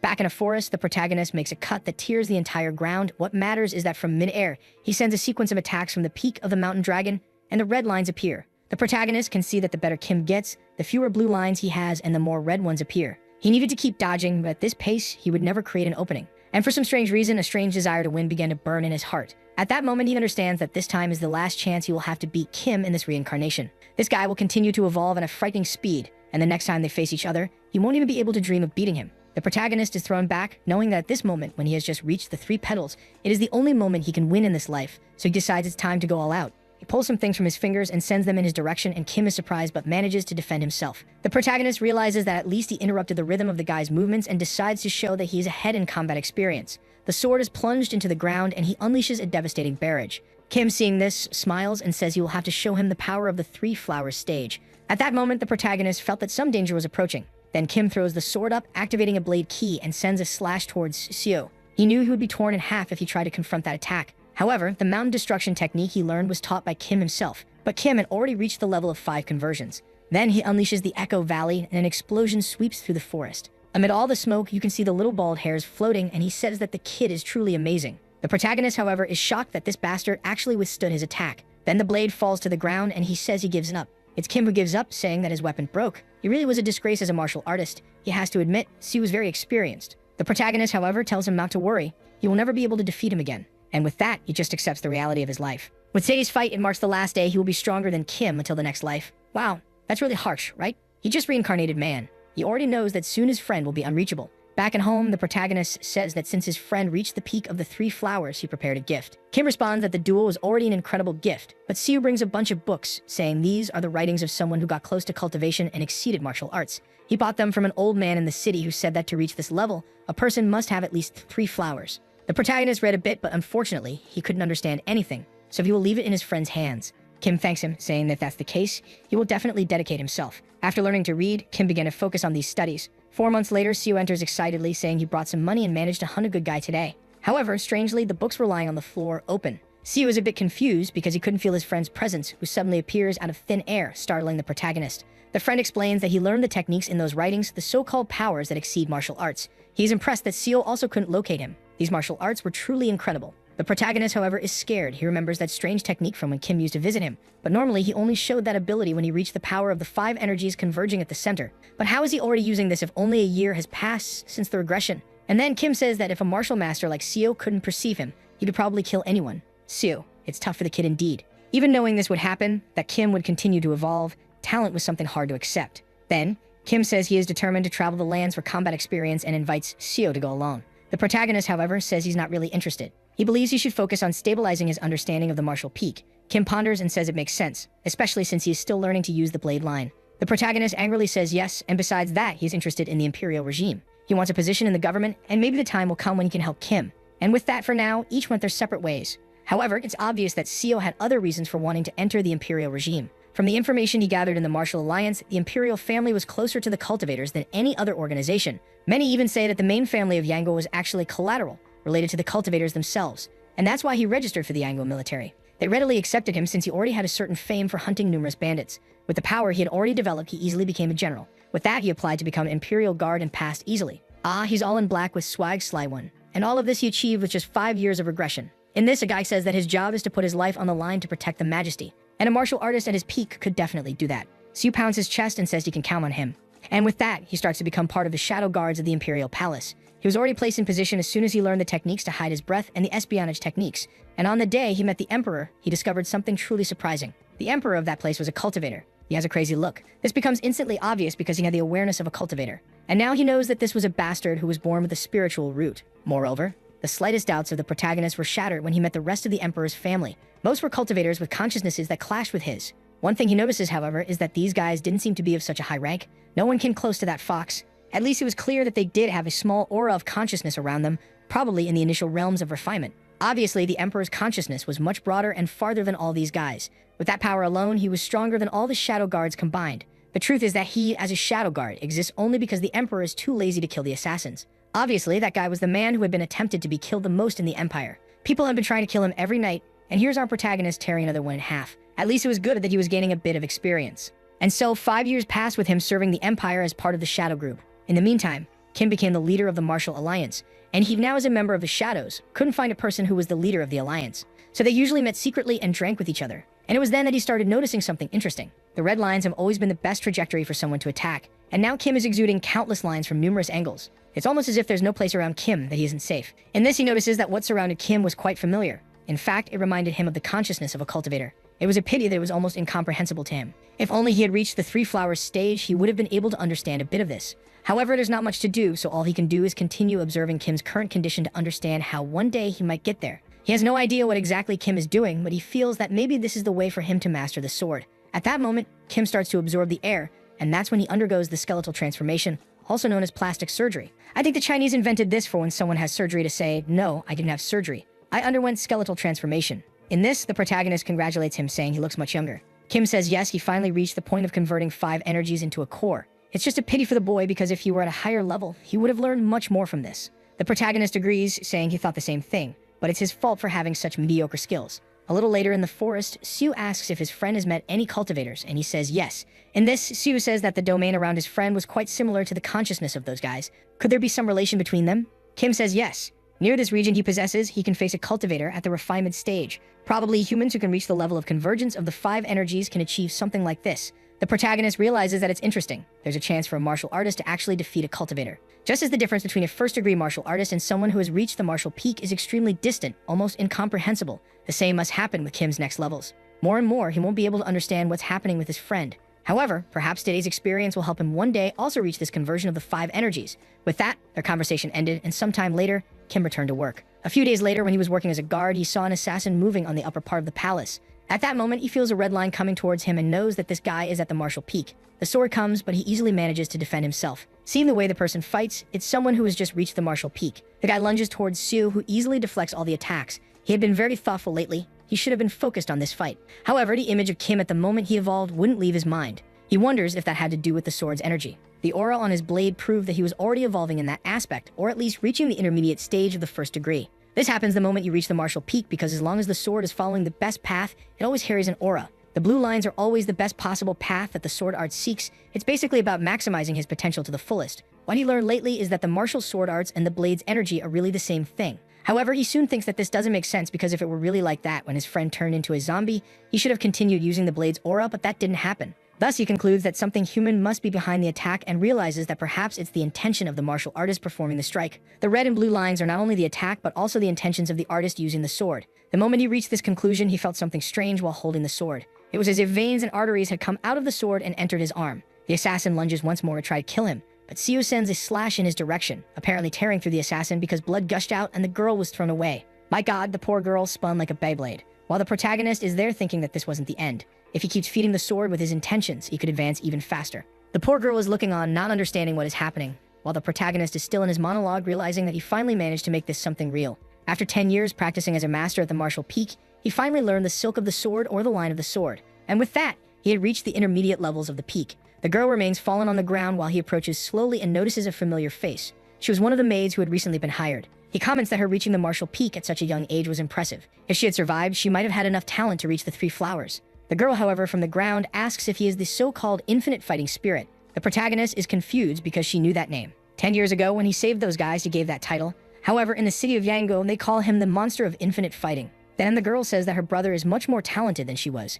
However, it was all the damned emperor's fault. Kim only replies that appealing to emotions won't do any good. The rule here is to kill any assassin who has entered this place immediately. At that moment, the rest of the guards are arriving, shouting and saying that there is an assassin here. The girl keeps telling the protagonist that he is doing it wrong. The emperor's orders goodbye, daughter. He cut her off, saying that unfortunately, the act of listening to an assassin is itself a crime. So he has to finish this now. Who thought the girl would last in this life? I think she will appear in the next ones. But in this one, she had 2 minutes of screen time. After feeling disappointed for having destroyed someone with so much talent, the protagonist disposed of the body with the rest of the guards. The commotion was great, but so far the emperor hadn't left his room for a second. Moreover, at the door, he had applied his silence technique. It was more than clear that the emperor didn't care if anyone knew he was a cultivator. After all the shadow guards already know that. The minimum to become a guard was to reach the martial peak, and at that moment, you could already see the cultivator's aura with your own eyes. However, everyone there continues to protect him, as that is the job they were given. And strangely, recently, the number of murders has been increasing significantly. What is strange is that Yang-O has been going through a period of extreme prosperity.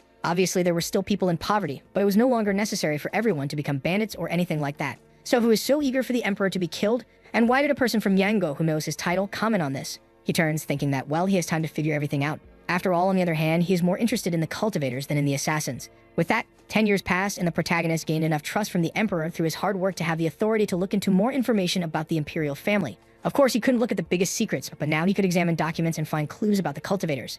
And it seems he finally found the location of the cultivators. The problem is that it was taking too long and wasn't as easy as he imagined. The place they were located was much better than when he was just the strategist of the alliance. And thanks to the experience he gains every night and how much he can observe people, maybe he will really reach the level of the 3 flowers. With that, he decides to take a look at the census of things and notes that in the 33rd year, it seems the number of orphans has significantly reduced because of your majesty. And as a result, this decreased the influx of bandits. The protagonist finds it a bit strange. This information was too simple for a government document. Moreover, the most important thing was left out. How did the number of beggars in the city decrease? Did they all starve and die? However, if so many people had really died at the same time, he would have known in his past life. And it doesn't mention anything about them having escaped poverty or about the emperor helping them find a better way to earn money. It only says they disappeared. The protagonist remembers the girl from 10 years ago who said that people were dying at the hands of the emperor. However, he finds it strange. The current emperor wasn't a bad guy in terms of ability. He wasn't the best leader of all, but at least he was average. So where did all these erased people go? If it's something that not even the official documents record, it means it's the cultivators doing.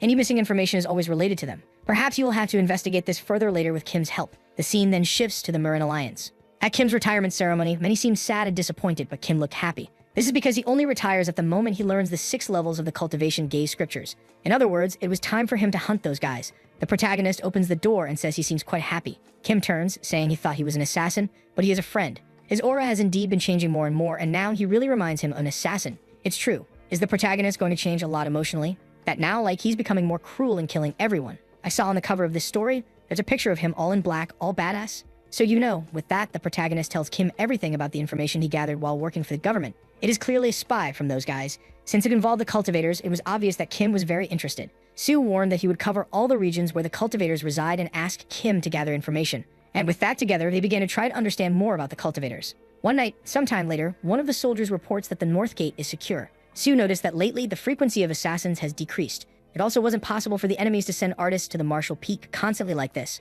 However, in the memory he thinks this, there is a fire happening in front of him and a guy burning. Someone warned that the assassins had arrived and were at the east gate.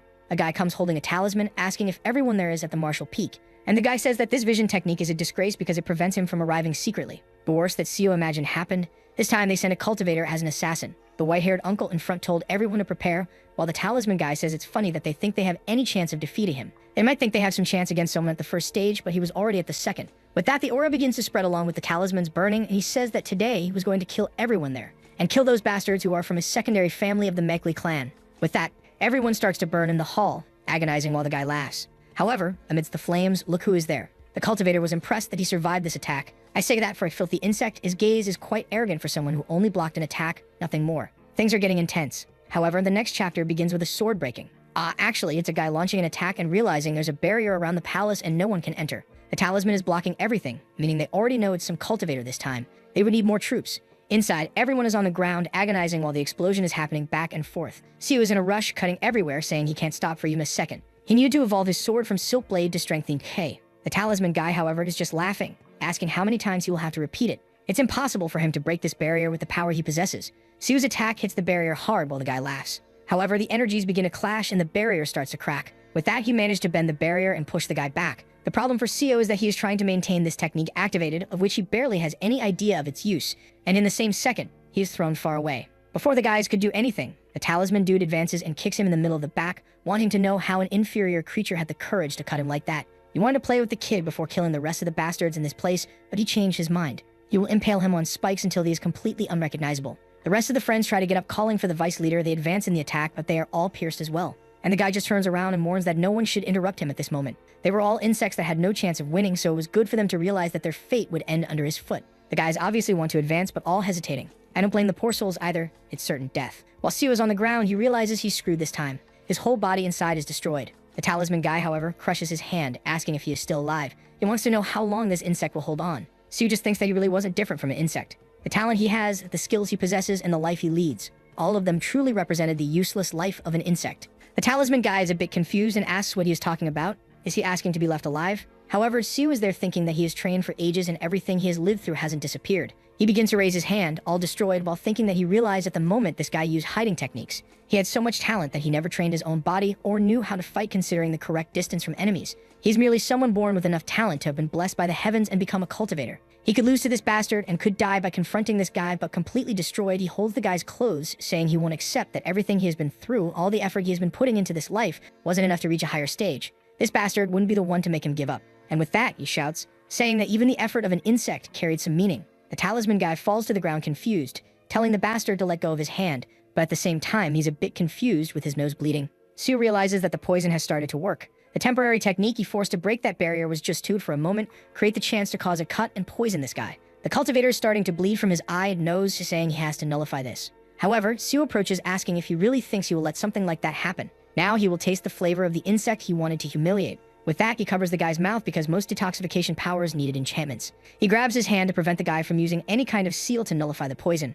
And in that, he tells the bastard to try to do something. Meanwhile, the rest of the people around urge him to help Seo, while outside the talisman starts to break and people begin to invade the castle. Shortly after, the protagonist is being taken away, saying that the bastard called him an insect, but he didn't die much differently than one. Wow, the protagonist killed a cultivator. Talk about a goat. I didn't see that coming. Damn, he already killed the first one. Now I'm eager to see how this will affect his life. In the next chapter, he sees a lot of smoke in front of him. He wakes up next to the doctor, asking if it's right to smoke around a patient, who replies that tobacco is an extremely healthy herb and would improve his health. For some reason, I thought he would wake up next to a hot female doctor because every work is like that, but no, this is real life. He woke up next to the old man, and that's what he got, and he wonders why this bastard thinks tobacco is good for him. That's when he remembers its ancient times. Then the guy says that His Majesty sent an imperial doctor for him, so he should be grateful for all this generosity. Right away, Seo notices that his body really felt light. This guy was extremely skilled, and he wanted to learn all the methods. Then the guy says that the person who healed him warned that his arm would recover, but it would never be the same as before. He still needed to rest a lot, so it was best not to overexert himself. The protagonist remembers that the cultivator completely crushed his arm. Obviously, he wouldn't come out unscathed,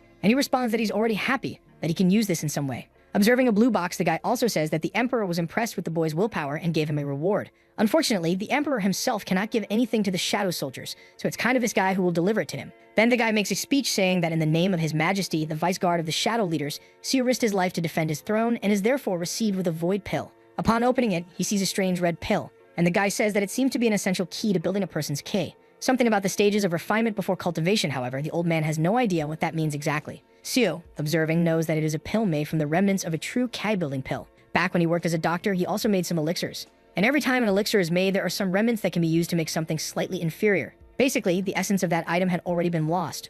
Wow, and the protagonist realizes that the Emperor probably doesn't think most people have this knowledge. The effect of this will be so minimal that it serves more as a remedy for curing a hangover. He never imagined the Emperor would be so selfish to this extent. The old man, however, says that from what he heard, anyone who consumes this item and is immortal can increase their lifespan by 10 years. Seo is surprised. That didn't seem to make any sense. However, the old man really seemed quite interested in the item, even though he obviously couldn't steal something given by the Emperor. Seo then thanks him and says he will use the pill as soon as his energy stabilizes. The guy leaves, telling him not to forget the Majesty's kindness, but Seo thinks that he will actually keep this for a long time. He won't eat it now while he has plenty of energy left, but rather when he's about to die to see if it really can extend his lifespan. Now the rascal got excited, saying that working for the Empire really comes with many benefits. Being able to live 10 more years was something grand, as with that you would evolve even more in this life. It really was the right choice to join the Imperial Guard, and he feels good about what will happen in this life. I have a feeling that it won't be quite like that. He's too happy, my friend. Yeah, the fun's over. The sword rolls on the ground, and he looks at his completely destroyed hand. His body had healed completely, but now every time he holds the sword, an immense pain shoots through his arm and he ends up dropping it.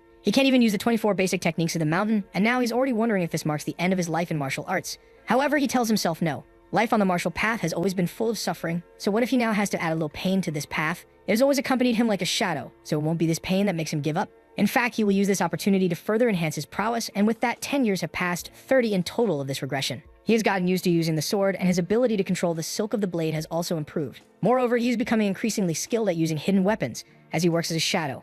Additionally, Kim has recently been sending some letters warning that the secret of the cultivators was about to be discovered. These guys live in places hidden from the rest of the world, with barriers that make the locations where they are completely invisible and inaccessible. The weaker cultivators do create mansions among mortals, but the truly powerful lie behind those barriers. It is said that there are certain normal humans who live with the cultivators. This is because these guys obviously need slaves and servants to do everything they want. And according to what Kim has been studying, it seems that those responsible for sending assassins to kill the Emperor are all from the cultivator clan. They recruit mortals within their domain and train them to become peak assassins. And now he is starting to understand the situation. The poor who disappear have probably been sent to these guys. They are raised from childhood to work as assassins or simply as slaves for these people. And considering how the assassins are being sent to kill the Emperor, it is probably some kind of clan dispute. However, even with all this knowledge, it is not his time to focus on that, but rather to focus on martial arts. Just then, Kim appears, asking what he is murmuring about. Seo explains that he just read the letter, and Kim says he sent it a month ago. It really took a while to arrive. He mentions that he came to visit because he discovered something extremely frightening. Seo wants to know, but Kim says that first they have to remove this suspicious magic. He then explains that there were two clans of cultivators in the Yango region. The Makli clan, which is currently the family dominating everything, and the former imperial clan that ruled, known as the Jin clan. For countless decades, these two clans have been secretly fighting each other for the nation's resources. And the Makli finally managed to expel the Jin from the region, which lost power hundreds of years ago. The moment the Makli clan took control of the city, obviously the Jin clan lost a good part of its members and significance. That is why these guys have even been training mortals to become assassins. Seo responds that he already knew all of this because of the letter. Then Kim says that the important part comes now. How does he think the Jin clan was able to create so many mortals who reached the martial peak? It was almost as if they had a factory. He explains that most people who reach the mortal peak are accepting vengeful spirits from their own family. This pulls all the life force and willpower at that moment, as well as pushing their natural talent to the maximum limit. The confused protagonist asks if the Jin clan is killing family members to use as vengeful spirits. However, Kim explains that no. In fact, it is the current regime that killed the families of all these people. The protagonist doesn't seem to understand, and Kim explains that this current clan, the Makli clan, has been kidnapping orphans, beggars, and any kind of poor farmer to turn them into elixirs. With the innate energy they manage to steal from people's lives, they create pills that extend their lifespan. And obviously, to collect as many people as possible as elixirs, they kidnap the base of society. Seo says that this is basically a kind of cannibalism, to which Kim replies that yes, he is right. These guys are literally eating humans. Seo can't believe it. These guys are not of demonic roots, so why are they doing something like this? In theory, cultivators are those who follow Taoist principles. Their intention was to ascend to the heavens. So why would they be doing something like this on Earth? At this point, he remembers the girl who mourned that people were dying at the hands of the Emperor, yet he had also dedicated his entire life to protecting those bastards. In the end, he had also killed countless innocent people with his own hands. Kim then says that while he was investigating the Makli clan, he was contacted by the cultivators of the Jin clan. They offered him an opportunity to attack that clan, and he decided to join. They could no longer allow those human-consuming scum to remain alive. Beings as evil as these could not continue to control this nation. He had been going through numerous martial sects looking for masters to join this cause and asks Seo to join him. If the Jin clan regains the throne, things will at least be better than those damned Makli clan members who are consuming everyone. At this, Seo wonders if in that life where he died to the cultivators, the real reason behind all this was this story. And yet, for this stupid cause, he has been wasting his life. With that, he says it's fine, he will also participate. Thus, he left the palace with Kim that day to join the forces planning to attack the Empire's cultivators. They arrive at the pavilion in the city of Sukyo, where all the best martial artists of Yango had gathered. There were the elders of the 4 stars and even the 3 demons. All the masters of the best sects in the region were indeed present. Everyone there had reached the martial peak and even had 10 martial masters who had reached the level of the 3 flowers. If it weren't for the existence of the cultivators, these guys alone could conquer the entire empire. One of the old men, however, wants to know, why did they bring a guy who works for the government? They can't trust someone so close to the emperor. And the other one there agrees, saying he doesn't trust anyone associated with the government. The protagonist takes a deep breath and shouts, "That emperor is a son of a bitch. This kid is crazy in the head," they think. He continues saying that guy is a bastard, and the old man already says he understands. They trust that the kid doesn't like the emperor. Siu just wipes his face, saying it's a shame because he still had a lot to say. With this, the martial masters accepted him, and they set off together to destroy a demon base. Upon arriving there, he sees a group with a red-haired person staring, saying their strength isn't bad at all. However, what surprises Seo is that these guys were wearing the same type of clothing as that guy of the talisman. In other words, that guy he killed was indeed a cultivator of the Jin clan. Kim tells the red-haired guy that he kept his promise and brought everyone who agreed. He hopes they can accept this help to kill those bastards. The man only replies that yes, everyone should prepare to leave. At this, Sue asks where Kim is going, who asks him to follow. They then arrive in front of a cemetery full of bodies. Everyone there had been killed by the Mekli clan. He recovered as many bodies as he could to at least make some graves. Sue asks if he did all this alone. However, Kim just activates a magic from the path of the heavens and says that the souls of everyone there were filled with vengeance for being killed by those bastards. And to allow them to depart, he learned some spells that showed the way for them. It was good for Yoon to never forget that not all power used by a cultivator is something disgusting and cruel. The important thing is how the strength is used. And that's why keeping your heart as a human at all times was as important as continuing to grow stronger. Sue is there somewhat speechless, and his friend says the time to leave has come. In another part of the mountain, someone joins their fingers and says they will open the way to the entrance of the Mekli clan. With that, the landscape of the forest suddenly transforms into a castle. Sue is completely confused. The view around has changed completely. However, at the same time, the air took on a horrible smell of blood and rotting corpses. From the walls, someone shouts that intruders have arrived, and it was the Dan Jin clan that finally attacked. Suddenly, a barrier rises protecting the entire place, and the red-haired chief says that as always their protective skill was excellent. At this, Kim steps forward, and the guy in the back wants to know who this mortal is that is going ahead of everyone. He's acting as if he has some permission. The chief, however, says he may be a mortal, but he is special. He knows it's hard to believe, but in terms of prowess, they were on equal footing. In this, Kim starts to concentrate energy in his hand, look at the Rasengan coming, and the protagonist remembers that this was the same explosion that destroyed his house. The energies that convert the origin, and with that the attack collides with the barrier sweeping the entire place. The Jin clan members are all shocked with their mouths agape, and the barrier has a crater, from which a bunch of zombies starts to emerge from the gates. At that moment, the chief shouts for them to pass through these creatures and enter the castles. Siu goes through cutting everyone while the Mekli clan members are scared, saying that the damned ones really brought numerous top martial artists, they needed reinforcements. The protagonist, however, recognizes those damn zombies and those familiar clothes. That bastard from before who made that bunch of zombies and did that to Kim was indeed from the Mekli clan. What he finds strange, however, is that he could see lines of intentions in the zombies. But zombies were supposed to be will-less creatures, so what's happening?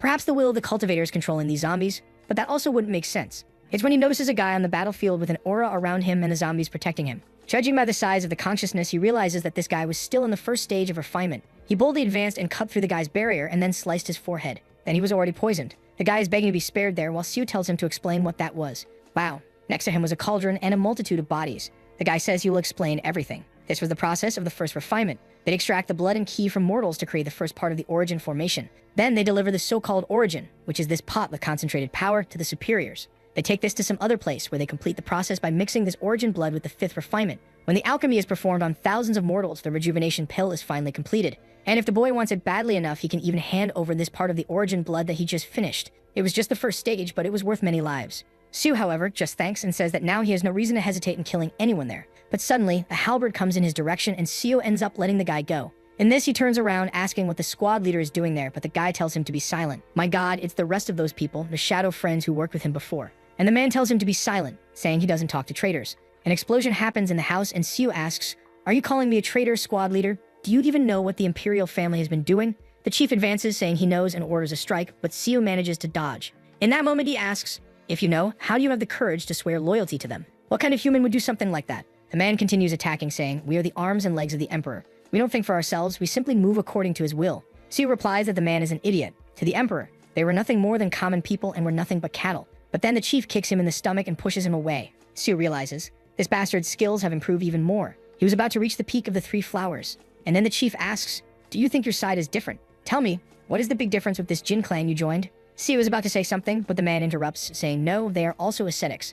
They also see common people as insects. The scale of importance they give to humans is exactly the same, even if the methods are different. In the end, they would also grind the Empire's citizens to get what they wanted. And maybe they would even prove to be worse than those currently in power. Wow, but then I have to disagree. How could they be worse than someone who kills everyone, thousands of citizens, just to throw them into a cauldron and make pills? And at that moment, Siu sees a sequence of red lines coming towards him and realizes he won't be able to block. However, in the middle of the man's body, he now sees a strange purple color. What was that glow? The chief then says it doesn't matter if the side is better or worse. He will choose to remain loyal to the side he belongs to. He then attacks with the halberd while Siu prepares. He sees the strengthening key and knows this man wants to end it with the next attack. Seeing that this is the man's conviction, he uses the technique of the mountain cut of the echoing veil. The energy expands, cutting through the entire battlefield, and the old man is frightened. Siu stands still, saying he will honor this determination of his opponent. Unfortunately, however, he only has one technique that can block this strengthened K. The problem is that he can't control the power well. Bao, he said he can't control it, but he destroyed the old man's arm, who suddenly starts praising, saying, "No matter how many times I see your swordsmanship, Siu, it remains incredible."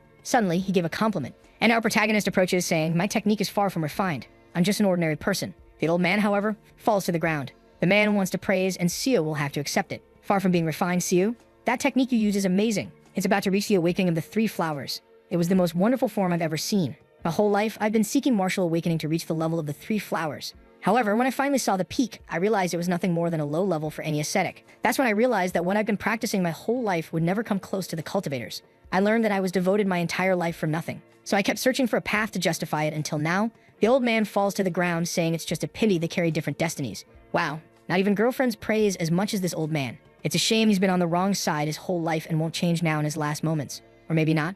We have to see what the Jin family's objective is. Siu is silent, fixing away, and then says, "Why didn't you interfere in this fight?" Surrounded on all sides, he wants to know. After all, if they had interfered, the squad leader would have survived. He would be the one lying on the ground. One of the men replies, "That was the squad leader's request. Vice leader, he said that if we used everyone, you would use poisoned weapons." And what he wanted was a duel of pure martial strength. Siu finds it strange that they still call him vice leader. And the men put their swords to their chests, saying that once a commander, always a commander. And once they swore loyalty to the majesty, it remains eternal. Siu replies, "It seems you intend to maintain this loyalty to the emperor." He says and apologizes, stating that if that's the case, you will have to kill everyone present. He speaks with an air of superiority in the style of Sung Jin-woo. Meanwhile, in the city, explosions are happening everywhere, men being thrown away, and Young Hoon commanding everyone to advance, warning that they need to destroy the Mekli clan's refining furnace. The team continues to push forward, Talisma receiving a lick on the neck. While in the air, there are some men who seem like wizards, everyone with their magical talismans creating a rain of fire. One of the soldiers is wondering, where the hell are the reinforcements? Where's that idiot from that family?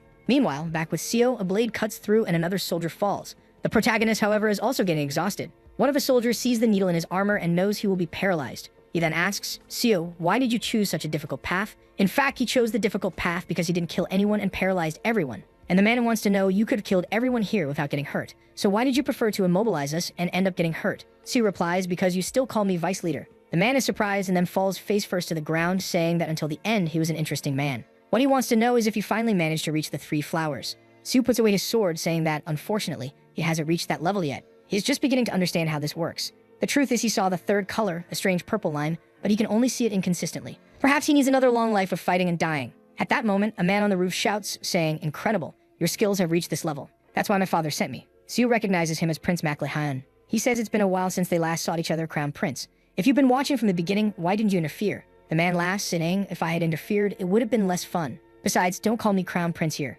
Today, I am just a representative of the Mekli clan's reinforcements." Confused, the elder says, "Prince, do you think watching your guards die is fun?" However, Maklihan gets irritated, saying, "I already told you not to call me prince, but since you insist, let me tell you something. Do you know how I became the crown prince?" Then Siu is startled. The man's aura begins to spread. Wow, a great cultivator, as he occupies the entire panel. And he says he reached the refining stage at a young age, just like his father. No matter how significant Siu's growth is, at most he could face someone at the third stage. So how could someone who would have been defeated by him when he was young defeat him now? Moreover, it was funny for him to think he needs a guard. Siu realizes this man is strong. Even martial masters who have mastered the three flowers would have to risk their lives to fight against this monster. The problem is that I haven't even reached that level yet. If I fight him, I'm sure I will die.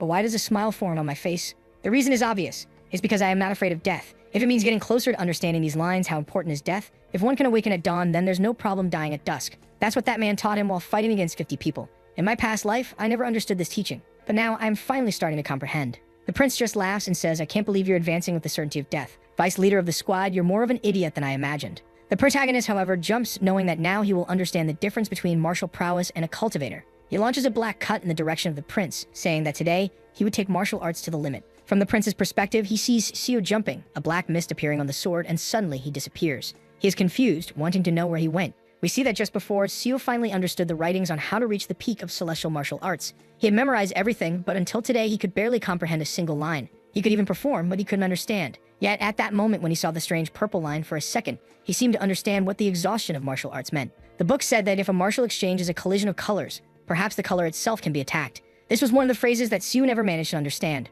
until finally he got close to comprehending the peak of the three flowers, and now everything finally makes sense. The idea behind that color and its meaning, it goes far beyond different martial arts. He seems to be cutting the prince's aura of consciousness, and in that he understands that the meaning of this lies in cutting the very perception that an opponent has of you. The prince remains there wondering, where is he? While now, the protagonist understood why he couldn't find Young-hoon. He vanished like a ghost because he could cut the perception that Seo had of him. This was a martial art that allowed a martial artist to stand face to face with a cultivator. This was the technique that had been created to surpass the heavens. In this, the blade is at the prince's neck, but it seems to have collided with an aura. Mackley is confused and wants to know what trick he used, while the protagonist tries to understand why it seemed like he was hitting an armor around the man's body. Suddenly, he is pushed away, exploding on the ground in a movement from the prince, who says that this mediocre trick is fun. But it's over. He was nothing against a true cultivator. A great tornado expands in front of Seo, who knows he has to dodge. Coming out from within it, other blades of wind come flying as he retreats, but everything around is being completely torn apart and destroyed. Seo knows he won't be able to get within an inch because those blades of wind are lethal. Not to mention that even if he manages to get close to the body, he has to know how he will get past that strange defense. At least dodging was easy as long as he stayed out of the zone of comprehension. The problem is that cultivators use spiritual energy, so Seo will become exhausted long before he does. He couldn't take much longer. He had to end this as quickly as possible. He needed to evolve to the peak of the three flowers here and now. The prince's expression changed to confusion. Seeing Seo, he asks, "What do you think you're doing? You look exhausted." Another blade of wind comes flying, but the protagonist activates the mountain cutting technique and slices it in half. The prince is bewildered at how this is possible. Meanwhile, Seo notices that his arm and sword are hurting a lot, but it would be impossible for him to fight while retreating now. In this, another dozen blades come and he activated the greatest technique I have ever seen in my life, or it was a sequence. It was the landscape painting of the joy of mountains and peaks flowing to the summit of the rugged cliff stone. This is no longer a technique. It is literally an entire poem in the midst of battle. And he is there sending one attack after another, saying that he cannot stop. No matter what, his body will end up destroyed like a rag. Meckley, however, remains there like Naruto, sending various jutsus, wanting to know how he has the courage to act like this. Suddenly, a giant mouth emerges amidst the tornado, and the man orders him to die now. Seo, at that moment, is sure he won't be able to dodge this. His instincts were telling him he would die instantly the moment it touched him. However, at that moment, that didn't worry him at all. He would unconsciously follow the path of the purple line while wondering what purple means. Blue is the line of protection, it originates from him. Red is the line of will, which originates from the enemy's attack. In this, he begins to realize perhaps the purple was both protection and attack, the hatred and the intention to intervene against him. The monster comes forward, now he understands. He always imagined that the opponent saw red, however, from the opponent's perspective. Everything is obviously inverted. What is blue to him is red to the enemy, and what is red to him is blue to the enemy. It all came down to a matter of perspective. In the end, all lines had the same color. A martial art cannot be complete by itself. It needs its enemy to make any sense. A level at which he can comprehend a reflection of himself in his opponent. Now he was understanding what the peak of the three flowers was about. By understanding how the enemy sees him, he begins to realize he has been wasting ki in a foolish way. The sword gang was a technique he could barely maintain for a second when he put all his ki into it. And now it is explained.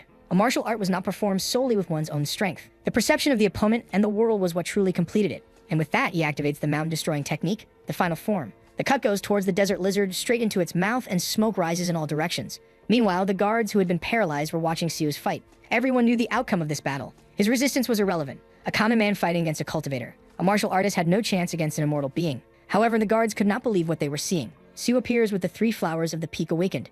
In this, he begins to breathe deeply and realizes all the energy he had wasted was returning to him. Mackley is trying to understand what he thinks he is doing, however. Seo just tells the Majesty to prepare. The prince executes another bunch of jutsu, telling him to stop getting excited just because he broke a single spell. He wants to see him get through this. Suddenly, 4 more desert dragons appear. However, at that moment, Seo advances. He no longer felt that any of those creatures had the ability to kill him. Now that he reached the level of the three flowers, he realized that the peak of transcendence and the martial cut of the mountain were all part of the same martial art. The dragons continue advancing while he now makes a combination of the mountain transcending the peak. He is literally flying in the aura of the tiger, activating the transcendence of the peak of light towards Mackley, who tries to defend himself. He launches another explosion towards Seo, saying that he is a mere mortal and should stop with these ridiculous tricks, dreaming that he could surpass this cyclone. Seo, almost invisible amidst all that, realized this cultivation technique was the concentration of thousands of spinning blades of wind. However, he manages to see something. He activates 2 more techniques, the destruction of the mountain and the painting of the landscape, and now notices that he can defend against those strange blades.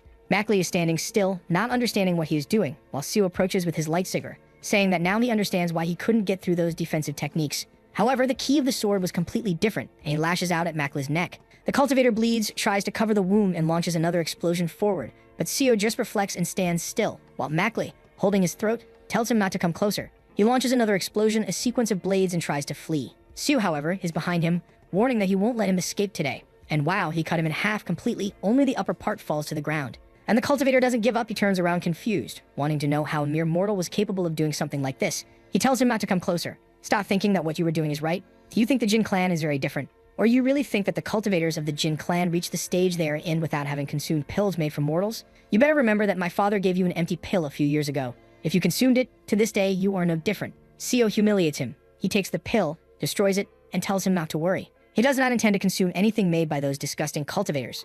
Mackley is there surprised, saying nothing. And Seo says goodbye. He goes to make the cut, but another blade comes and the cut passes through Seo's head.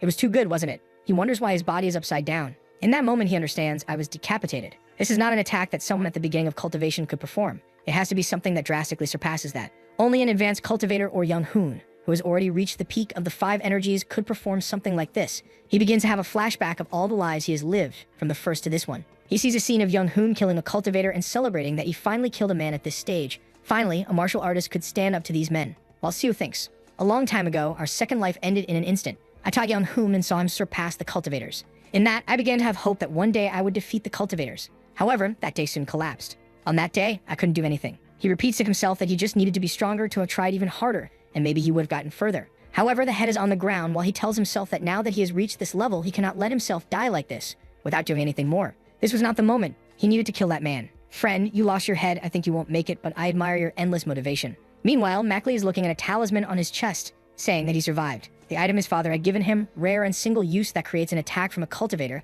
at the key construction level. He laughs, saying, mortal, I won. However, he is face to face without legs while the protagonist is without a head. Seo wonders if cultivators really win in the end every time. Young Hoon celebrates that he finally killed the first cultivator. However, it doesn't appear in front of him, saying that there are many others and he is nothing but a mere mortal. Confused, young Hoon does not understand why there were more than 50 of these men in front of him. In fact, no matter how incomparable he was under the heavens and how strong a martial artist he was who even defeated a cultivator, in the realm of these men, there were countless others at the key construction stage. They say there are more cultivators than stars in the sky.